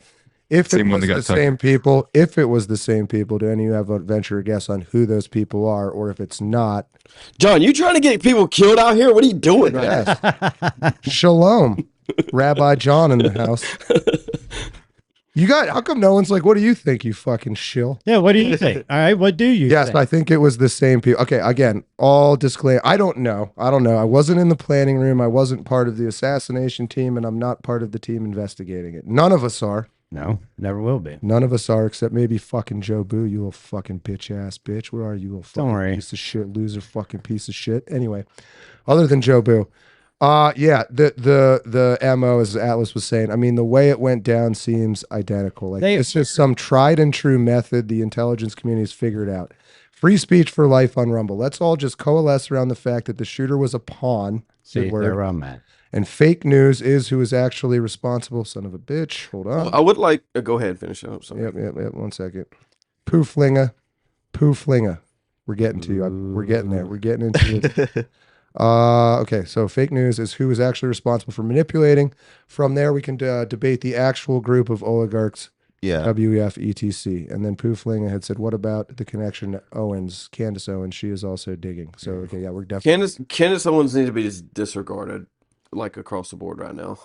She's forever, but for right now. White Sox says, I also honestly think most of the sus elements of this can be chalked up to FBI incompetence. Right. There's a lesson. Never attribute to malice what can be attributed to incompetence. They didn't even really catch the guy. His family and partner / roommate turned him in, also hijacked. Yeah, White Sox is a friend of mine. Oh, okay, right on. Yeah. Right on. Get him. Is he live around? We should get him in here sometime. Yeah. Oh, well, he's in the UK. Oh, well, so. Well, actually, he's from the UK and he's in Colorado. Yeah. He's in well, actually, his address is 75 road in here, and he good point. He's actually in the Middle East. His name's Abu. Lord Miles. Disregard what I said. All right, no, okay, so yeah, I don't know. We can't know, but like, okay, so if it's the same group, and you're asking me what I think, yeah, I think it just looks like exactly the same people. It looks like JFK, for fuck's sake, doesn't it? Yeah. Does it not? I mean, there's clearly this, I feel like you can see behind the scenes that before any of this happens, there's this group of meetings of, I imagine, some very fat and ugly people who are probably pretty smart, though, to their credit. And part of them is like, we want to use our little drug to kill Andrew Breitbart, and we want it to look natural. That's one of the tools in their toolkit. White Sox, you have my permission to dox me. Okay. He's going to give us the address of some fucking Wyoming. I'm coming out there. Post a Charlie Kirk celebration address.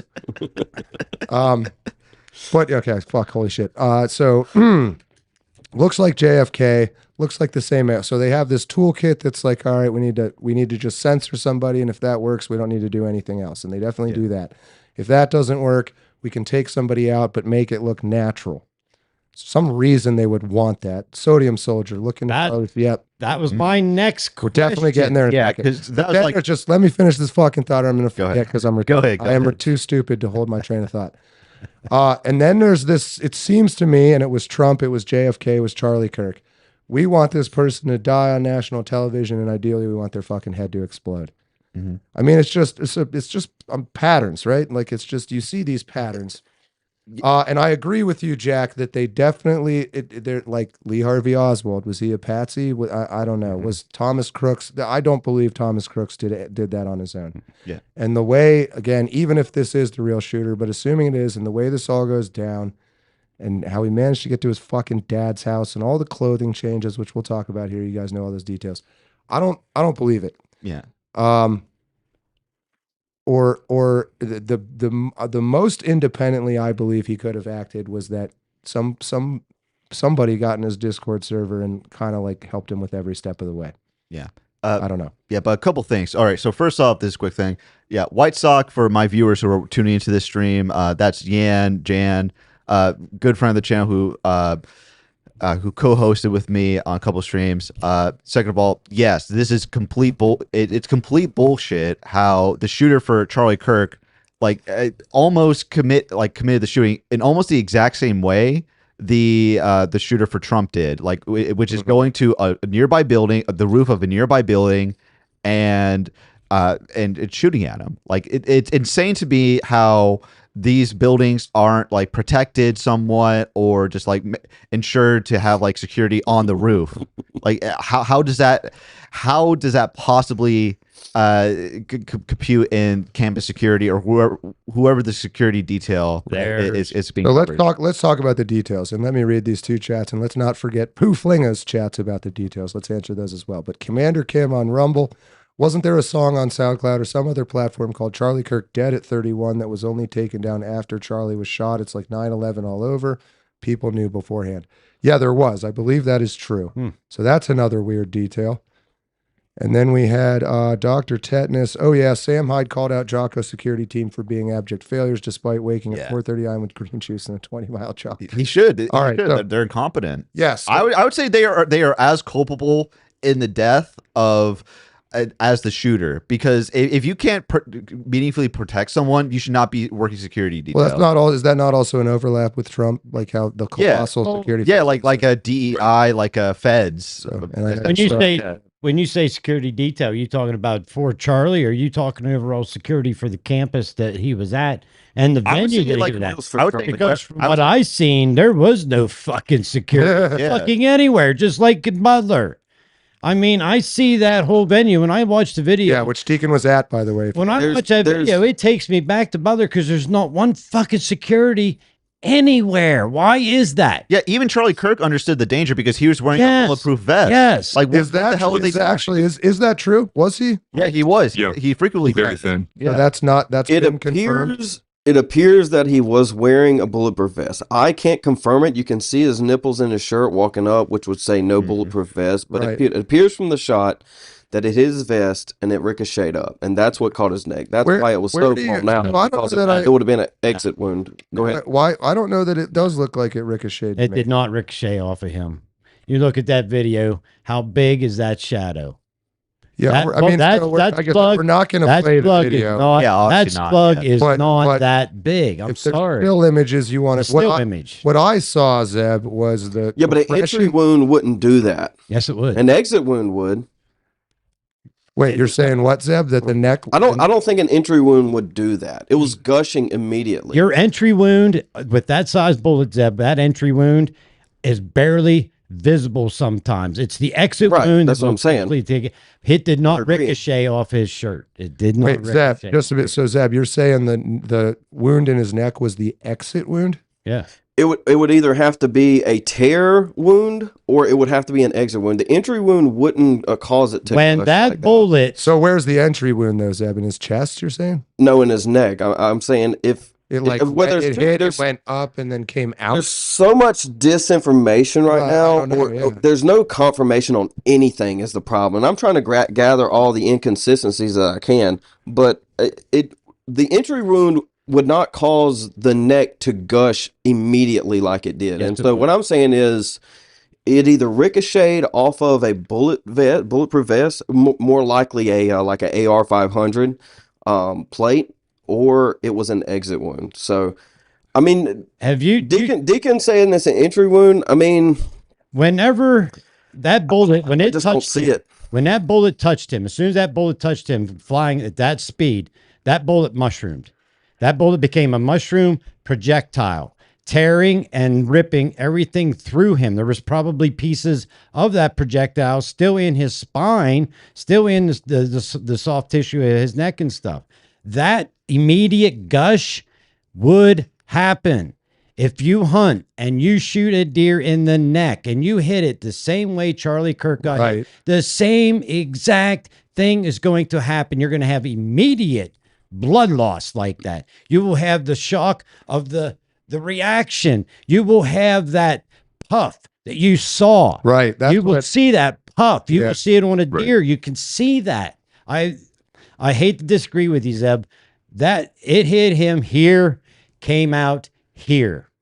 Well, that's not possible from the direction of the shot, is what I'm telling you. Well, that's another thing. Wait, do we know, like, is there an exit? No one's even talked about that. We see no pictures. Is there an exit wound, and is the back? That is the exit wound. Go back wound. a little bit, though. Yeah, that because is the exit wound. You have the two competing ideas, right? So the other alternative. Hold on. Somebody shot Alex. Let me grab this real quick. It's not possible from where the shooter was for it to have an entry and exit out of the side. It did. Square 12 o'clock on Charlie's shot. No, go ahead. Shot came in up here. Well, so what I was going to say is possible. It's not possible. That's not possible. Go ahead. Alex. You have two. Well, there's two elements here. You have to back up even a little bit beyond that, because the same security detail you're talking about, there's floating videos around that show that looks like one of the guys standing to the right of Charlie is concealing something, almost so much as it looks like a phone or it does. Yeah. There's the security camera from the university itself shows there is another individual with a handgun in hand running to the southwest away from where the venue was at. And the thing is, too, it's not a direct ricochet. I think what they've said is it wasn't a ricochet. There's another term. It's called like spalling. So it was like a tiny fragment. So it wasn't even like an actual ricochet. It was like a very small fragment ripped through his neck. But we don't have, I believe, any of the, what do they call that? Any of the body data? Forensics. We don't have forensics on it at all. Right. And if you look, okay, I'll take you back. I can argue this one all day long. I'll go back to the JFK shooting. You look at that. If he was shot from behind, as history has stated, then his brains would have come out the front of his head. The fucking shot was taken from the front, and his brains were on the trunk whenever she went back to pick them up. White Sock asked, would a civilian available vest be able to stop at 30-06 to 200 yards? Probably. AR-500. Yes. Probably is the answer. Because as that bullet travels, you're losing velocity. It also depends on what kind of projectile he was shooting out of the. Could have been a hollow point. It could have been a hollow point. It could have been a core lock. It could have been a sabot. There's multi, and it could have been a match. It could have been a match round. Well, you didn't need anything with much power. Like going back to the security detail thing, the major failure is the fact that they're having him speak in the center of an auditorium where basically all positions are pointing down at him. Yeah. It was like when I saw the video when my dad sent it to me, it was from the elevated angle. And I was like, that is the most retarded thing I've ever seen. I mean, you could be 400 meters back and still probably get the same amount of shot, in freeway for it. So I don't know. Maybe there is some level of incompetence. If I'm running security detail, that's a no-no. Like that's almost intentional. The set, like, because I mean we've done events with Myron before at USC and stuff like that, and that's like, I don't know, everybody's on top of Charlie Kirk. At the Myron event, we have him on stage. We have another 10, 15 feet on top of that. We have another 10, 15 feet on top of that with a fence, and then even beyond that, the mic is another 10, 15 feet. So I mean, we can see what's going on even that close to him. And it's not inside of a bowl. Yeah. Like that's retarded. Like even if you have, even to Jocko's security detail, I mean, they could have probably been the greatest security detail in the world. You couldn't have covered that. It's just not possible. There was a comment here from Commander Kim. Maybe just like the JFK and Butler PA shooting, maybe the shooter they're giving us is not the actual shooter to cause confusion and to. He's claimed not guilty. He's not cooperating at all. I have to go with Commander there. That's a that's highly possible. Yep, I think that's something that we have to consider as well. Curious what you think about that, chat also. But yeah, this was like if you wanted to set up the perfect sniper scenario, you couldn't ask for a much better location. Also, I still think that was intended to be a headshot, just like Trump's was. And the fact that, so is that not, Deacon, correct me if I'm wrong, but when you're shooting downhill, you get bullet drop, like you kind of, so they just. You have to actually aim higher when you're shooting downhill. So that because of this. Does kind of point to somebody who practiced but was not an expert. Yep. Dr. Tetanus, the official idea is all over the place. However, the projectile actually entered. It wasn't just blood lost. He lost brainstem function immediately. See, that's how I read it. That's what I told. I agree with that. I don't see a ricochet from what I saw, and I watched it many times because I find that I just think it's important to watch that kind of thing. But I think you can see the concussive wave of compressed air hit him first. You see his shirt flap, but no red spot yet. So that actually hits first. Then you see the hole. He definitely, and then again, it's not just this piece of metal. It's, imagine like a sphere of air moving with it that makes it bigger. Yes. And I think I'm with Deacon. I think it came in, it blew out his arteries. It probably blew out his brainstem. Like let's walk through this real quick. There is no air in front of the bullet except for like a millimeter. Right, the bullet is traveling faster than the speed of sound. The speed of sound, significant energy that it's adding around that bullet is the significant. Yes, it creates a vapor trail. Yes, I mean, here's the problem: is it doesn't work like that. You don't get really a shock wave. I should say real quick, Zeb is a former sniper, so like he's not talking out of. You don't really get a shock wave that his shirt is showing when the bullet hits. I don't know though, Deacon. Aren't you saying maybe with certain kinds of rounds, but you shoot a deer, don't you see that in its fur? Yep. Yeah, I feel like you do. I have every time. Not prior to the bullet hitting. There's no way. Well, I think it looks pretty simultaneous to even when it's super slowed down. It's at 200 yards, you would be able to see that actual. Yes, I feel like that's what I mean. I'm curious what the chat says and Atlas. John, I sent you a. I'll DM it. Yeah, DM a picture of the shooter's angle. Well, I'm non-military, so correct me if I'm wrong, but there's been angles where I've looked at it where, say we're taking it as you're saying it, right? It's hitting him direct on. I don't see the shirt flap expanding like this. It almost looks like the shirt flap, the vapor trail is running up, like across his chest. Interesting. And I've watched it a few times. It's been a bit since I watched it. I might have to go watch it again. I saw it running the other way, Atlas. The impact was at his neck, and there was like throwing a stone in water. You see that in his shirt, kind of rippling out. But I don't. You could be right. I honestly don't remember. Yeah, I myself have no expertise in firearms or any familiarity with a lot of the terminology, or even so. Like just seeing this conversation with Deacon and Zeb, who are both.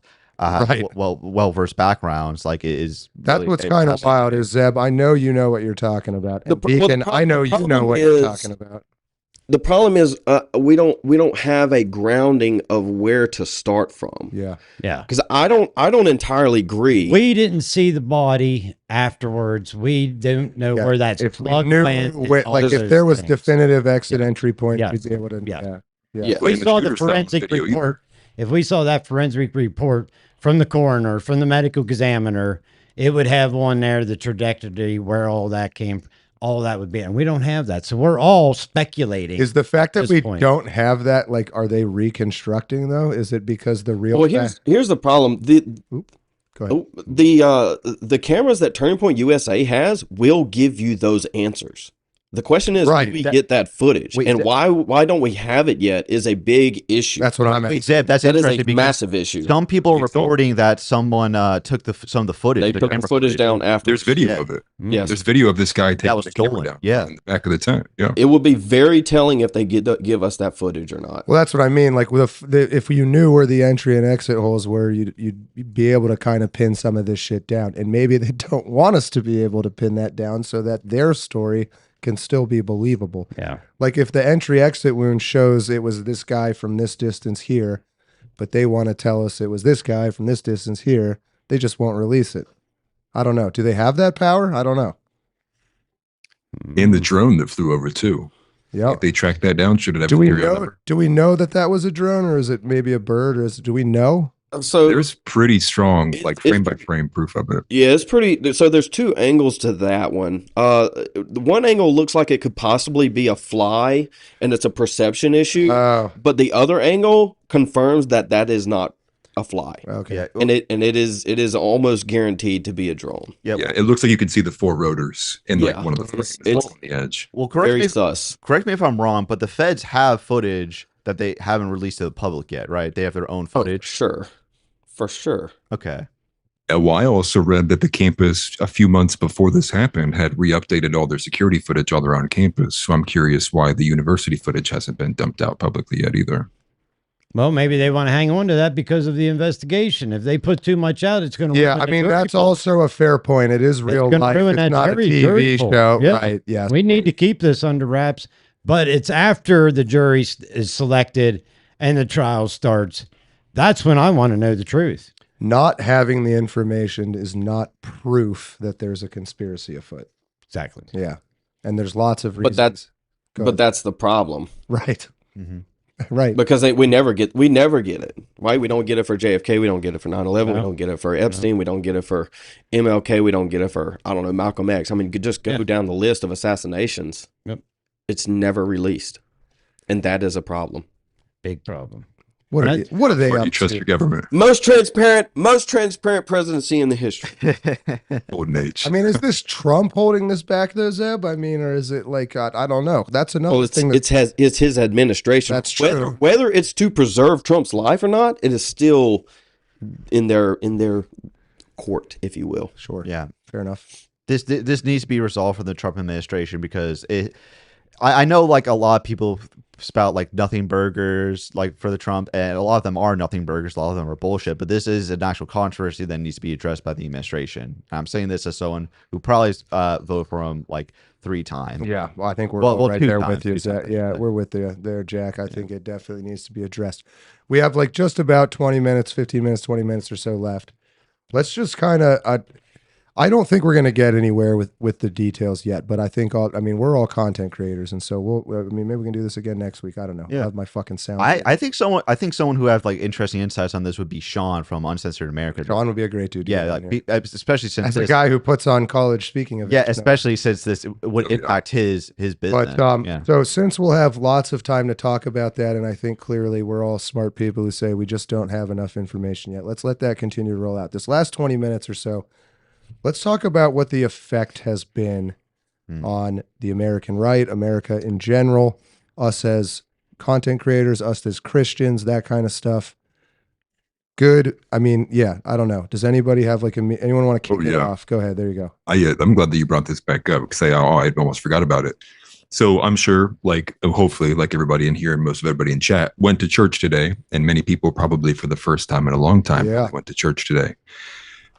I was very, very angry and frustrated. Charlie Kirk's name was not mentioned in a whole 90 minutes I was at church. The only thing that was mentioned actually was a pro-Israel mission trip. But it was very irritating. And, I think that's one way to look at the way that it's going to reflect on that. I think a lot of people are going to be looking to their churches, their pastors, people in the religious squares to some level, pick up the torch where Charlie left it, but at least speak to it and open it up to it. So to have my church not say anything at all was very disappointing, and I will be looking elsewhere. I'm not sure if anybody else had similar experiences or different. Oh, definitely. Real quick, Jack. Dr. Tetanus, autopsies only take a day or two to make. The charging papers are supposed to be released this week, but they have no timeline for the autopsy. So yeah, we're definitely going to follow this story along. Don't you worry about that. I had to agree with Alice Thugged because I definitely have this experience, although it's not a church experience. I see sentiments from people who are justifying his death, and I am going to have to burn bridges because of that, because that is just completely unacceptable. Because again, Charlie Kirk was not really a radical by any means. Like, his opinions were mainstream among the American right. If you want him dead, you want people like me dead, my family dead, my friends dead. The list goes on. So if you want him dead, then the list is just going to go on and on and on. I can't accept that. And you can go ahead, Deacon. There you go. I'll hide you. But this is why I think even if we can't connect the shooter to a grander conspiracy, I still encourage viewers and people on the right to continue the like holding people wanting him dead, justifying his Charlie Kirk's death accountable, because this is making a difference. It is because the people they are shedding light on are educators, are doctors, people in the medical field, people in key institutions who influence things. Yeah. And you are making a difference by prioritizing holding these people accountable. And this is something that media is not doing. They'll try to make a both sides issue by focusing on the Minnesota assassinations. They did not deserve to die, of course. However, it's not evil. It's not equal, the amount of political violence. And I find it very telling that they will not focus on, that they never bring up Josh Shapiro's attempted murder, Governor Josh Shapiro of our state, which was committed by a Free Palestine protester. I find that very interesting. Just real quick, sticking with you, Jack. So you are at the younger end of this, and I feel like that Charlie Kirk means something a little different to you than he does to me. Yeah. And I'm going to ask Deacon the same question in reverse. But as somebody who came up through your college years and stuff, and Charlie Kirk grew kind of as you were growing up, right? Like, he was a huge part. I feel like you might look at this differently than we do. Like, how, I know you don't think he was Jesus, but like as a leader, or how other kids your age you talk to, I shouldn't call you a kid anymore, but other men your age you talk to, like what do 20 to 25-year-olds say to each other about this situation? And as you're thinking about your answer, Jimmy B on Rumble, Erica Kirk mentioned in her address that, quote, they killed her husband. Any thoughts on who they might be? Evildoers. Yes, evildoers. Yeah. But I don't know. Your peer group or whatever that is. What's the vibe? Well, this week I attended a vigil on campus for him. So yeah, he meant a lot to young conservatives because he provided them a platform, the confidence to voice their opinions on campuses and areas, or general locations where their opinions were actively demonized. Has this galvanized, was this mass, is this your 9/11? I would say it resembles that. Yes. Well, it also helped. It's funny you mention that because immediately after the vigil I attended, immediately before it was a 9/11 memorial. So there's that. So yeah, I think people are definitely going to associate. Charlie Kirk is not going to be forgotten. It's going to be used. It's going to be remembered as a moment for why we should not let the left control narratives, because when they do, people die. Brazilians, says Dr. Tetanus. Thank you, Dr. Tetanus. Deacon, kind of the same question in reverse. It seems like you were definitely aware of who Charlie Kirk was. At your extremely advanced age. No, but I mean, what did this mean to you and your peer group? Do you guys talk about it? Okay, over the weekend, I had gone down to camp. My girlfriend works with this woman, and they invited us down to her camp. So these were new people to me, and they're just like us. They're on the same, and he's about my age, and he and I both agree that this is a major turning point, a major event that the kids nowadays, the kids that he affected that brought in, are going to have to pick things up from here. And they're all, a lot of the people, the older people I've talked to about this, are like, well, we didn't know who he was. And then they look him up. He's like, oh my God, yeah, I remember him. I remember it. Okay. So to us, a lot of guys are just looking at it as like, why did they do it? Why did this happen to this man? Why did it have to happen at all? Why can't we agree to disagree is the biggest thing I've heard from a lot of people my age. Why can't we agree to disagree? Why do we have to go to this violence and stuff? And I just want to throw, since Atlas said about going to church this morning and stuff, and since we do our program on Sunday, I wish I had this. I wish I had those words. I had watched a minister, and he had said something to his congregation. And it really, you're going to have to think about this now. Charlie Kirk's day on Earth, his last day on Earth was September 10th. He didn't make that plan. The shooter didn't make that plan. That was God's plan. Whether he was taken by the shooter, whether he would have been taken by a car accident, whether he had had a heart attack that day, whether something, that was going to be Charlie Kirk's last day on Earth. And when I heard that minister say that to his congregation, it made me step back, because the man's about my age. It made me step back and think, maybe that is it. Maybe that was his way. That was it, God's way of calling him home. Now, whether it was right or wrong, how it happened, that's not for me to judge. That's for the good Lord to judge. Do I agree with what happened? Not at all. Because it takes, like I said, it's a threat to our freedom of speech. Somebody out there is trying to take our freedom of speech from us, just like they did in Butler. And now they've done it too. They've actually done it to a figure. Zebski. Yeah, I mean, our pastor had basically the exact same thing this morning when he spoke. I didn't make it to church this morning. I don't know if you can tell. I'm really stopped up. Dude, I was basically in the bed all day yesterday, so I got a little lingering from that. But yeah, I mean, I think that's what we need to take forward, and I've heard a lot from a lot of people, online and in person, is that it's definitely moving them towards Christ more than anything else. And so, I think we need to keep that momentum. One, and two, I would ask Deacon basically the question of, because I know the older generation is a lot more pacifistic or libertarian, if you will. Has that garnered any momentum into a more authoritarian position to try and clamp down on any type of rogue agencies, Antifa, transgender cults, or whatever? Has that moved the needle for y'all in any way for the government to clamp down on that? Before you answer, real quick, Circle Jerk. Sorry, I've been around my fellow world champions. Love everyone but Anderson Cooper. Thank you, sir. Damn, Anderson Cooper. Yeah, we look at Antifa and those kind of things as definite threats. I mean, to what we've grown up, to what we were taught, what we believe in, and today's, man, it's really hard, Zeb.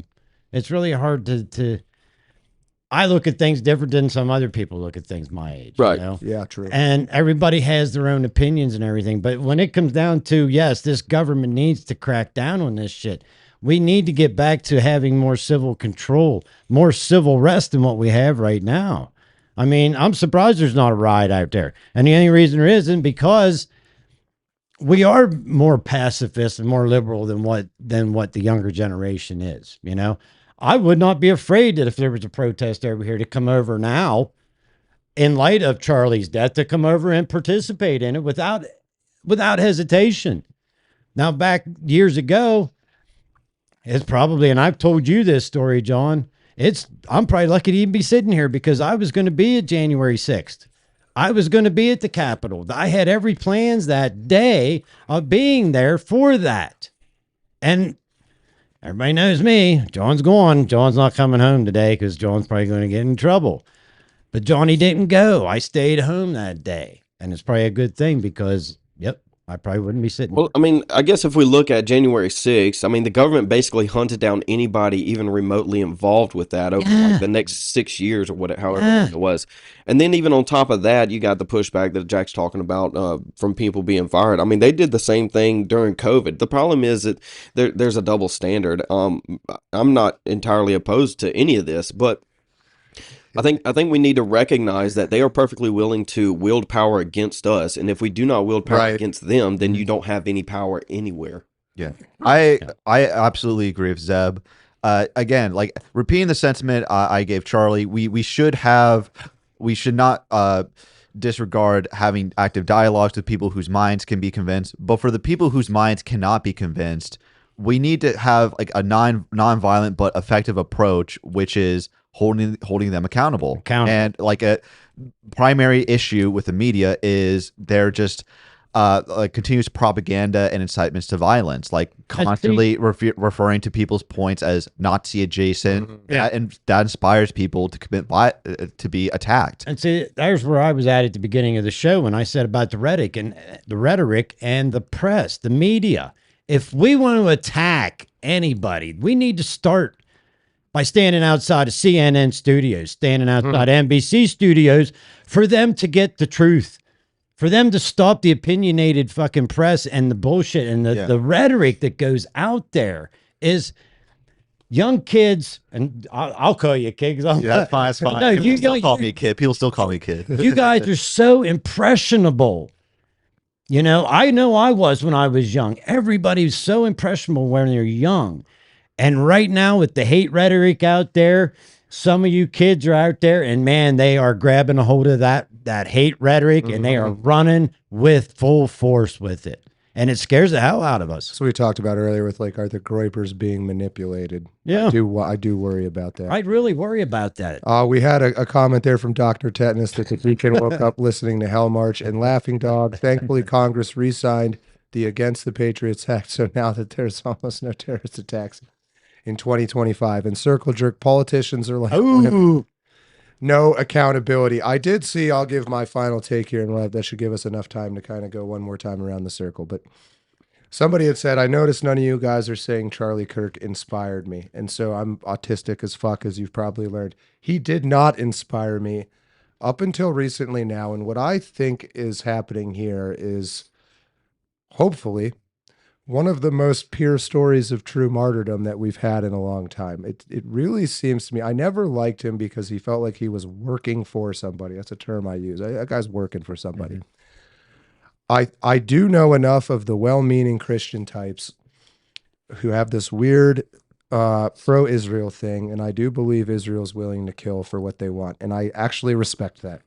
I think one of our major problems with our country is that we're not willing to kill to get what we want. Nobody wants to be the killer, but we all want the stuff that comes with that. And I think that's kind of the choice we're wrestling with now. And so I say Charlie appears to possibly be actually quite an incredible person who does very much have my respect. And I think what happened is he held these genuine beliefs, and like he was a pacifist. He genuinely believed he could go talk to people. He was in front of a camera constantly, so sometimes you say things. I know he never said anything directly horrible, but it can get spun that way. And then I think, like well-meaning people, he's dealing with all these kids that are younger. There's this big groyper, I'm sure a lot of them are involved in Turning Point and stuff. Somewhere 6 months ago, I don't know. And then Charlie's talking to people like Candace Owens and stuff like that. He starts to question. And then he gets this invitation from Bibi Netanyahu, is like the evil godfather type motherfucker. It's kind of like you need to come here, put on the hat, and touch the wall. Again, we don't know how much of this is true or not yet, but he said no. And that might have been what caused it. Noj Drapas. Christians reproduce and progressive largely don't. Be comforted by the fact that they will be gone with enough time. It's self-defeating ideology. That is true. Shepherd John. Now is the time to retake power in government and academics. Shepherd. Yeah. I don't know. Yeah. So Charlie, the good shepherd, that's saying, I think he might have been one, man. I think he might have been, and I'm willing to admit that. And that's why I'm so openly and aggressively saying, truthfully, I never liked him. Because joke maybe was on me. The OGTLT, accountability as violence, forced doctrine. So I don't know. I think Charlie's story remains to be written, and what he meant and what he believed. I don't know that we'll ever really know. I don't know that it matters, but it certainly seems suspicious that he may have very well died for what he believed in, and what he believed in was very Christian at the end of the day. And all these influencers that do get paid by Israel or other people say yes. So you get approached with this question at a certain size. Is it do what we want and you'll get a bunch of money? Some people say yes and some people say no. And I think he said no. So I have more respect for Charlie Kirk than I ever have, which used to be zero. And I have more respect now, I think, for Charlie Kirk, if I'm right about what I think happened, than almost anybody else alive right now.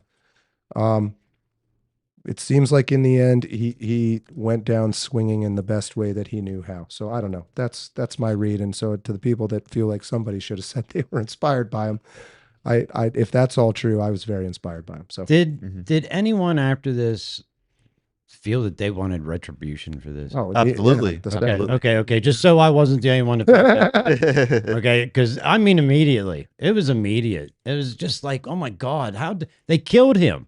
I think that was the text I sent to you. Yep. They killed him, just like they killed the president. You know, I mean, that's what it felt like. That for me, and I'm the oldest one here in this group. Damn it, and it really affected. It hit me hard that day. Yeah, you've seen some shit, and it hit you hard. Yeah, it hit me hard. I mean, 9/11 hit hard, but this here was that, and like I said, for it to happen the day before, you know, that I don't know, man. There's just is it coincidence or not? I don't know. Let's go around one final time quickly. Dr. Tetanus, Deacon, Alexa, play Erica Rave mix. Yeah, you're raging out, dude. I'm jamming going home. There's going to be Metallica. Yeah, he really does listen to that shit. I do. That's the best part about it. But well, anyway, Deacon, I'm super glad to have you. We'll start with you. I hope all the personal, I mean, of course, we're all here to help, but we'll continue to talk about your personal stuff as it goes on. Hopefully you'll be here next week. Oh, yes, I'll be here next week. Yep. Actually, yeah, in between all my personal stuff, I've been out to the woods getting ready for the big hunting seasons and all that bullshit. Get you back. If you go to my YouTube, now that I have a chance, if you go to my YouTube channel, there's a couple of videos on there of some preseason stuff I started doing as far as my deer hunting and all. What is your YouTube channel? Johnny Mojack. Okay, Johnny Mojack at Johnny Mojack on YouTube. There's a couple preseason videos on there. I'm going to try and do a video every time I go out to the woods, anything. And this week I'm going to be busy because my truck was in the shop and I didn't have my wheels to get to the woods. So there's where I'm at. But no, it's great to be back. Thank you for your support over the past couple of weeks with me, guys. And thanks for hanging in there. KinoFlex, a.k.a. Jack. Yeah, thanks for having me on, John. Deacon, I'm very sorry for the personal tragedies that are occurring in your life. My own family, even though they're not drug related, they have suffered from substance abuse, specifically alcoholism. So I hope this gets resolved on your end. Thank you. Yeah, that's awesome. That's wild when you're open about things, how suddenly you get into all this stuff. Yeah, so that's really cool. And what's really and what's really wild, over the weekend when I was down here at camp and met these new people, they're just like us and everything. I met a guy just like me who lost his wife and is with somebody else new and continuing on with his life and stuff. And we had a long talk about things. And Bo, I know you're not watching, but thank you for giving me some time, your ear. And I'm glad you helped him. You know, we both had a really long talk and a good talk. But no, I appreciate your thoughts, Jack. And thank you, Deacon. And it's rough, man. There's nothing worse than substance abuse. I mean, I'll admit it. I smoke, and John knows this. But when it comes down to very high in openness, when it comes down to the hard drugs and the alcohol and that kind of stuff, you got to draw the line when it comes to kids. Plain and fucking simple, man. Right. I mean, trust me. If I had the girl in front of me, man, and I would beat the living. I hate to see a life wasted, especially a young waste. Well, yeah, young life. I appreciate you being open. Yeah. I think it's what the young guys may not realize is you guys, like, we need to talk to each other, not just about just open dialect, open conversation. It's so how quick one person has the courage to be open about it, and then suddenly everybody has. You wouldn't be amazed at how much you have in common with somebody you don't. No. Yeah, and that's exactly what Charlie Kirk advocated for, and that's that's my message to chat and anyone who happens to watch this stream. Charlie Kirk's passing is a tragedy, absolutely, and it's, as we have expressed, it's perfectly fine to want retribution for the people celebrating and responsible for his death. However, we should keep in mind to not sacrifice our morals to attain it, and we can still seek retribution and justice while keeping those morals maintained, and that's something Charlie would want even if he were still alive today. Well said. Yeah.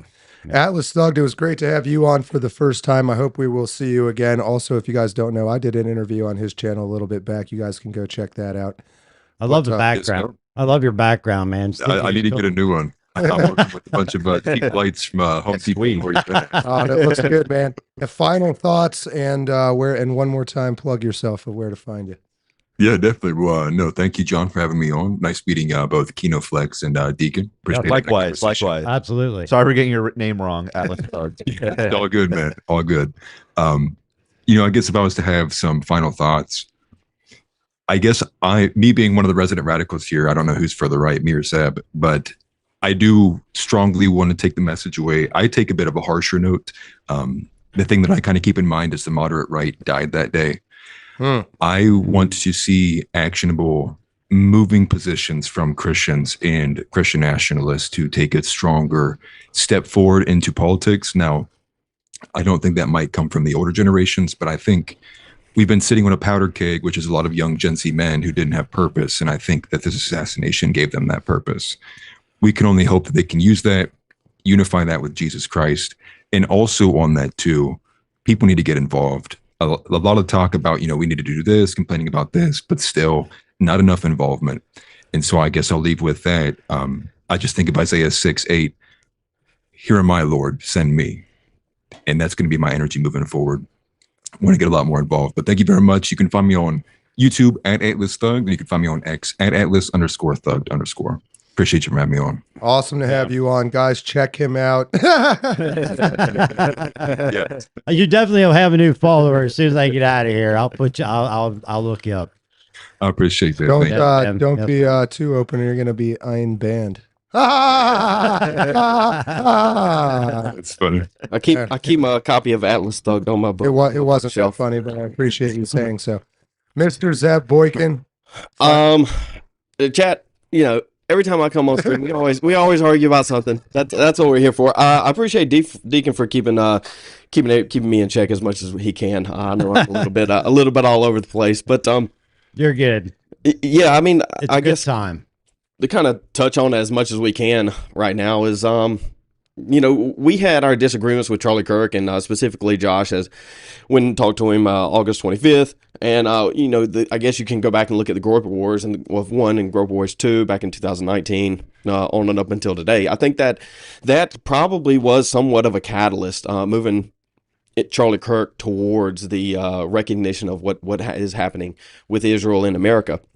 And so I'm not going to say that I don't know how much animosity I had for him. It definitely wasn't on the Christian perspective, but more the political perspective. And so that's what we need to recognize is that you could probably chalk it up to iron sharpening iron, but kind of moving forward, I think I don't know if anybody wants to go check out my video I did with him. I put it up a couple hours. It was relatively rushed out, but I think there's a lot of information there, specifically with what we talked about today and kind of the direction that Charlie Kirk was taking. Beyond that, John, thank you for having me on today. A lot of inconsistencies coming out, so we'll see what next week has for us. And your YouTube channel is now Outside the Overton? Outside the Overton. Nice. Yep.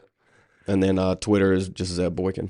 Chat, always great to have you, world champions and hard M's. As always, OG TLT, David Oler, King Chronic, always good to see you. Ms. Babout. Never say your name right, but you never correct me, so good to see you again. High Fly G123, Mod My Mind, He Hate Me. Rod, He Hate Me from the XFL. That was close, 667, always good to see you. Plick, Dutch Vornick, High Flowered. I got everybody that's currently in there. That is it for today.